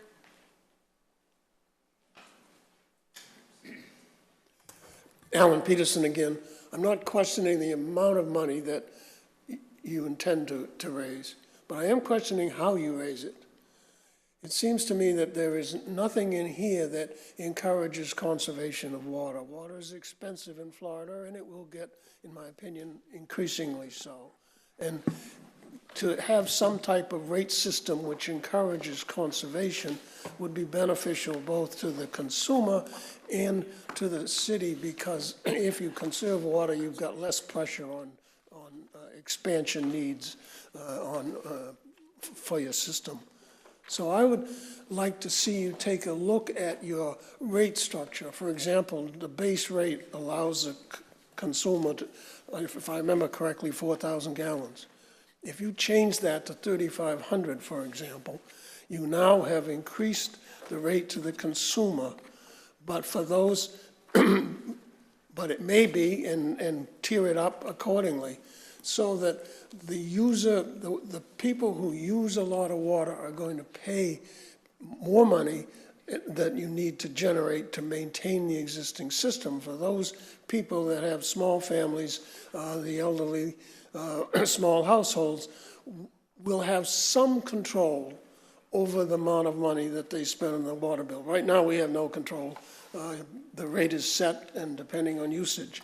If you can tier it to a greater extent, you would give the consumer more control over how much water that they use and may be able to fit it into their budgets better. So I would ask you to take a look at that. You may not have to raise the rate, which people concentrate on is the rate percentage.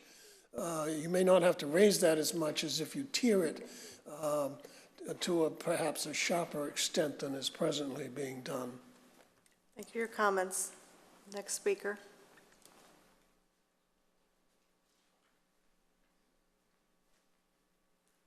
Mayor, City Council, interesting set of speakers on this agenda item here. It's like a reunion. Yeah.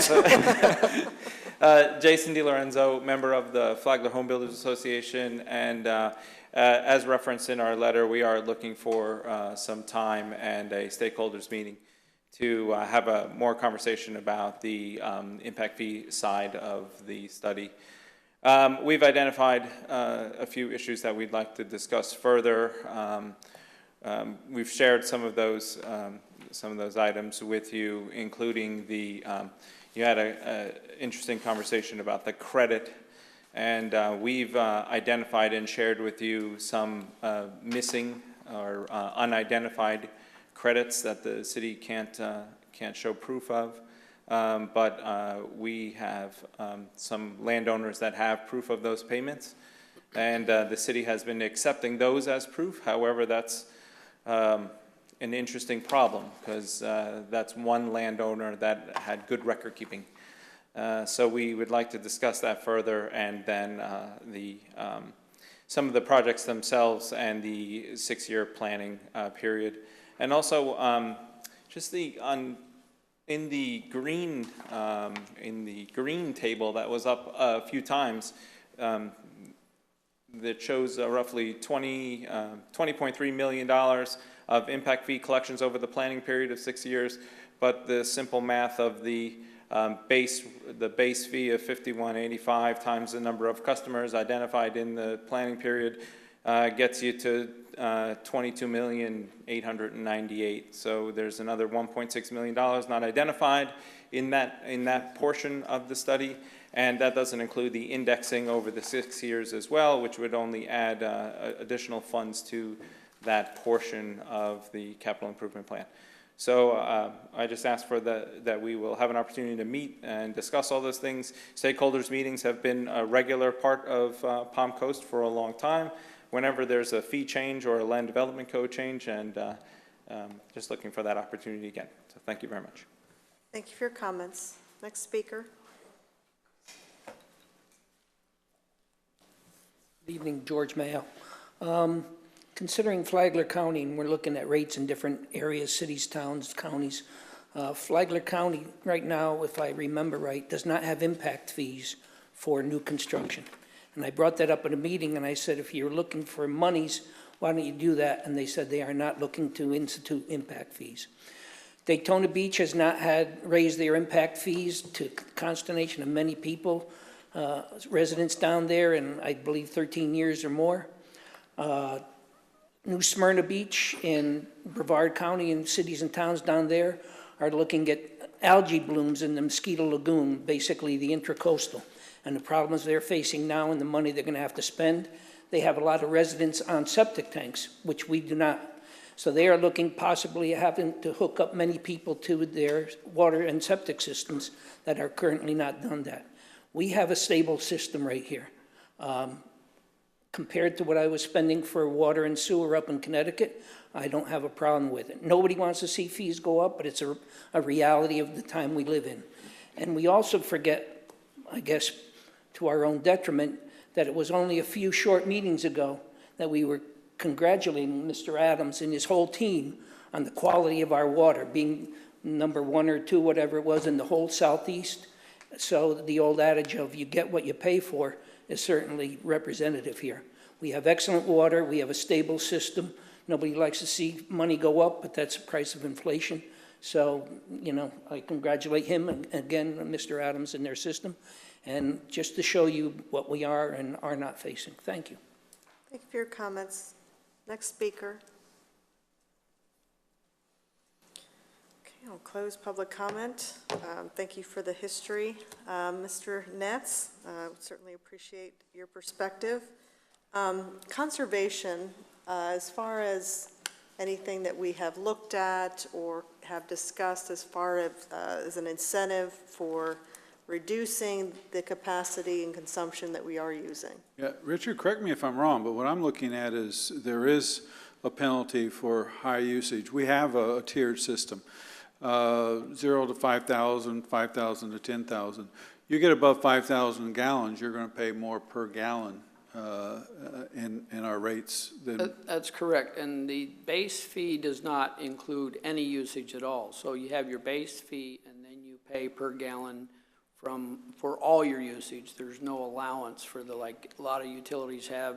The first 4,000 is included in your base fee or something like that.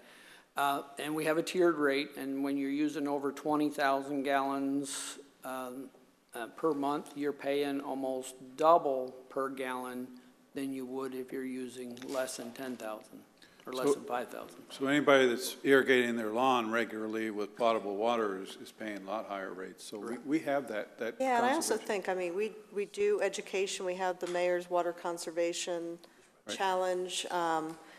But I will say, I mean, it is a critical component to what we do, because like Mr. Peterson stated, you know, water is like oil. I mean, it's a very expensive commodity, and it's one that is a necessity for us. So everything that we can do to ensure that we are being advocates for that, not only just for the cost of the system and cost of the users, obviously for the benefits of the environment. We also have one of the lowest consumption rates per capita in the entire water management district. Okay, and as far as Mr. DiLorenzo's comments, I do think we need to start that conversation immediately. Absolutely. And I certainly appreciate Mr. DiLorenzo's input, and Mr. Waldhauer that's here tonight. This does impact, you know, the building community, and we need to take that into consideration and seriousness as well. Mary, they have my commitment that, you know, we'll get it done in 90 days, so these won't go into effect until we've actually taken a look at their issues. And if we need to make adjustments, we'll come back with that. So we just got the letter requesting this last Friday, but we'll meet with them like we always do on different issues, not just water, but all the others, and report back to you within that 90-day time period. So the list of items that Mr. DiLorenzo has brought up, obviously we know of those. If there's any other items, what I think is very helpful is an agenda that's put forth, and you guys just do a checklist and work through that. I'm hoping that it happens before 90 days. Certainly, that's a lengthy period of time to prolong a conversation, but rather let's start immediately. It just gives you that, these don't go in effect till then, so we have that deadline we have to meet, but yeah, absolutely. Hopefully it's just a couple of meetings and we can get through the details. Right. Okay.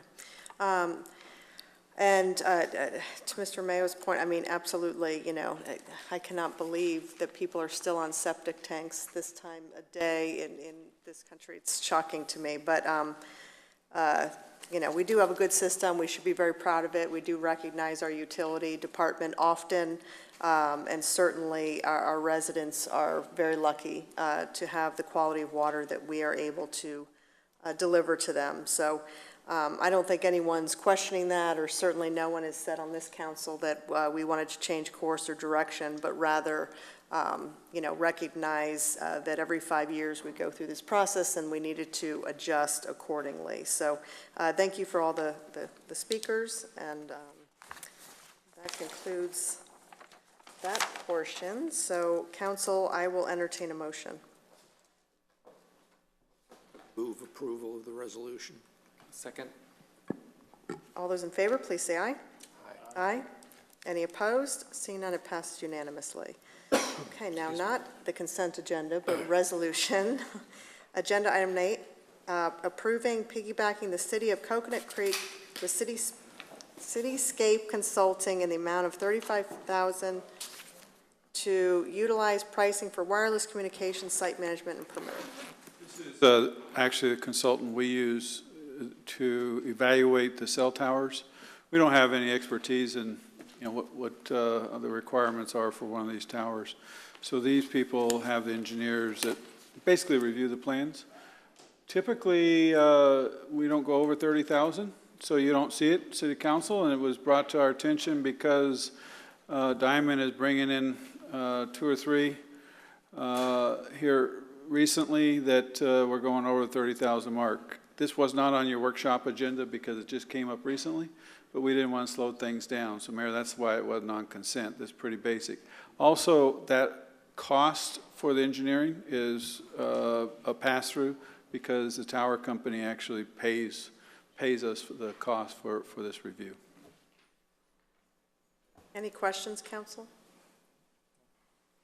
Any member of the public wish to make public comment on agenda item number 8, please do so at this time.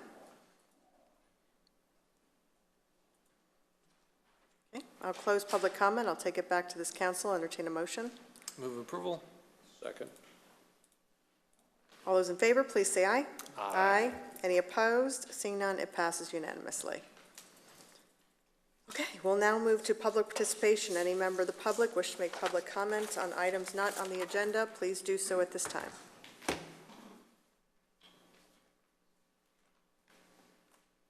It's me again, Mr. Nealbach, our section. When I earlier stated about the moving business into town center instead of other undeveloped area within Palm Coast, I actually wanted to speak more on ordinance number 5, where you're putting in a senior citizen complex, 55 over community, I believe it is. Agenda item number 5, are you speaking about? Ordinance, Yes, sir. This is on items not on the agenda. That's public participation. I know, but you said, I said something to answer to my question. You made a comment which says I didn't know what I was talking about. This is not how this public participation works, sir. Thank you. Okay, next speaker, please.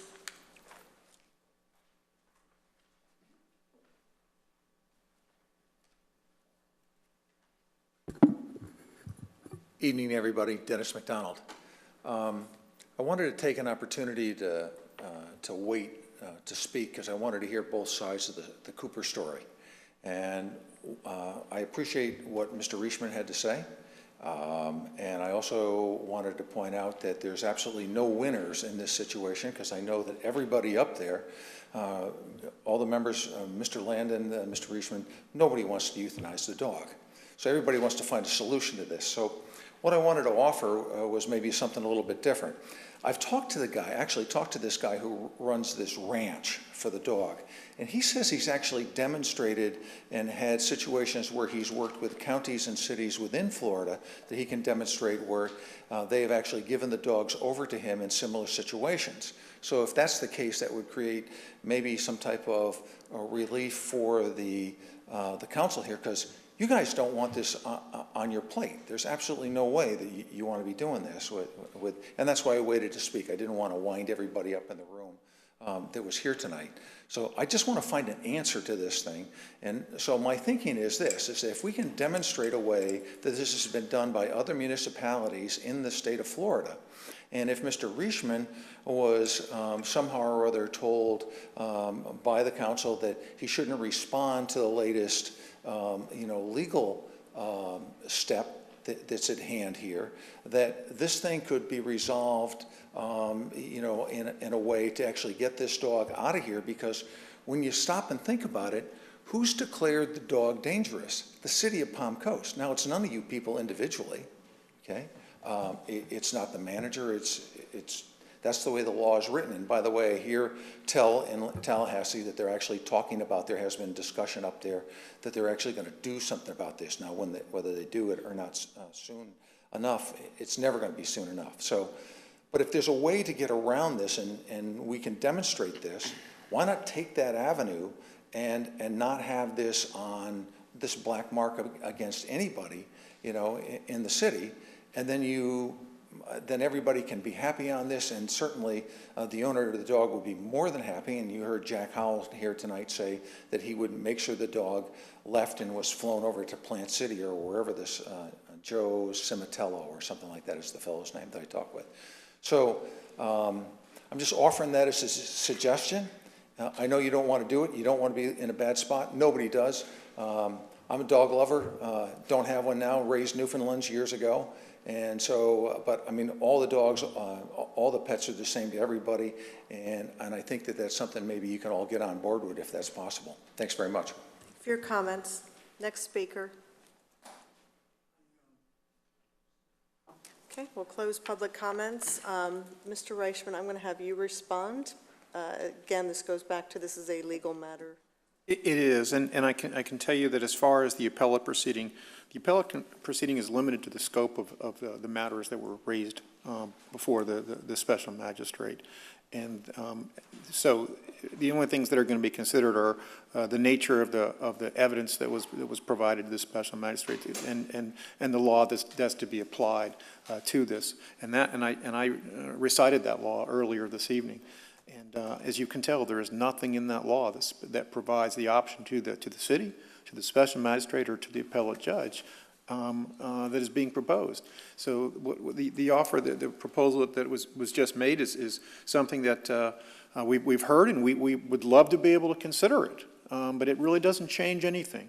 I mean, we can look into the other options, but they're not available to us. This council does not have, Mayor, you don't have, this council does not have the jurisdiction to do that unless the law is changed.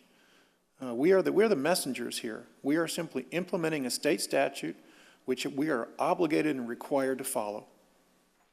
And let me just state, for the record, last time this was discussed, we did say that when the judge comes back, with its ruling, and that if the judge so deems the allowance of the dog to go to this facility, that this council will be very supportive of that. So, in fact, we are encouraging that. So we really, this is not an easy situation, and it's very disheartening. And, I can tell you that we have tried every single angle, and all of us have inquired within several times to try to figure out a resolution that we could be involved within the state statute. I have had conversations with both Senator Hudson and Representative Renner, talked to both of them about the quandary that this has put us in locally and the challenge that is brought against us. So I've even talked to our lobbying firm about this as a mechanism of us to also advocate on behalf of changes in the state law.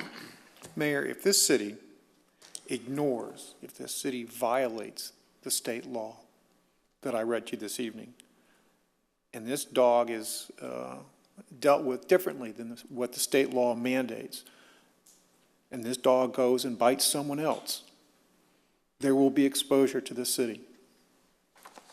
And that has to be considered as well. Well, the fact of the matter is we don't have the authority. That's correct. That's the bottom line. That's the bottom line, exactly. But I will, as we stated before, if a judge says this is what is going to happen with the dog, we're not going to appeal that. I mean, that's, nope. If a judge decides they can do something different, that's what we'll do. Okay. Discussion by City Council of matters not on the agenda. Vice Mayor Cuff. Nothing for this meeting, Your Honor. Councilmember Lyon. I want to say a couple of things. I want to thank Mr. McDonald and Mr. Netz, who spoke on the matter, for sticking out through the whole meeting. I'm disappointed more of the people here for that dog issue didn't stick around. Just having learned that they did file a show cause, or the judge did issue the show cause, so we do have to do a response. I'll make clear my suggestion before that we defend in every way possible that we gave due process, but that if they challenge the constitutionality of the law, I suggest that we stay mum on that and let them try to, improve it. Mr. Reichman and I are in agreement. We do not have a legal venue in which to do this, to make a choice to send the dog to somewhere else without opening. I mean, we don't have the ability to do so. And doing so not only opens us to that liability, but to accusations of basically not doing our duty under the law. And so that was my recommendation, but I did want to also address, there was one other thing that somebody brought up in the public comment on that, was asking for a waiver. And if I had never thought about this before, but is it possible, and this is a conversation we had, is the people who are writing to the city council asking us to do something are writing to the wrong people. It's the legislators who can do something about this.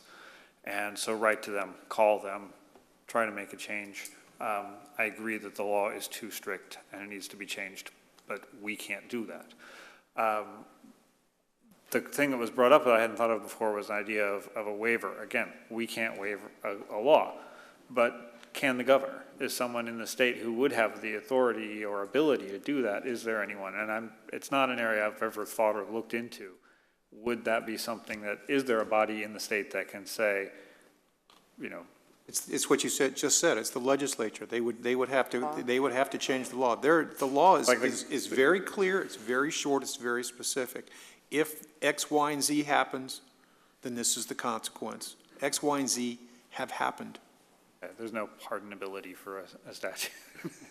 All right, well, and then I guess we're still in the same place we were before, and we'll find out what the court decides. Okay. Do you I have nothing, Madam Mayor. I have nothing as well. Discussion by city attorney of matters not on the agenda. Oh my gosh, no. Discussion by city manager of matters not on the agenda. Oh my gosh, always. Couple announcements. Our 2 budget public hearings, which are special meetings for us. The first one is tomorrow evening, obviously the 5th. They start at 5:05 in this room. That's for the preliminary adoption and hearing from the public. And then the final budget hearing is September 19th, once again at 5:05. Why 5:05? That's what the state says we have to do, right here in this room. And then also this weekend at 8 o'clock is the intercoastal waterway cleanup, which is more than just intercoastal nowadays, but it's our waterway cleanup. Everybody can all the volunteers show up at the community center at 8 a.m. It's great program. Hope to see people there. That's all I had, Mayor. To adjourn. Thank you. Cheers.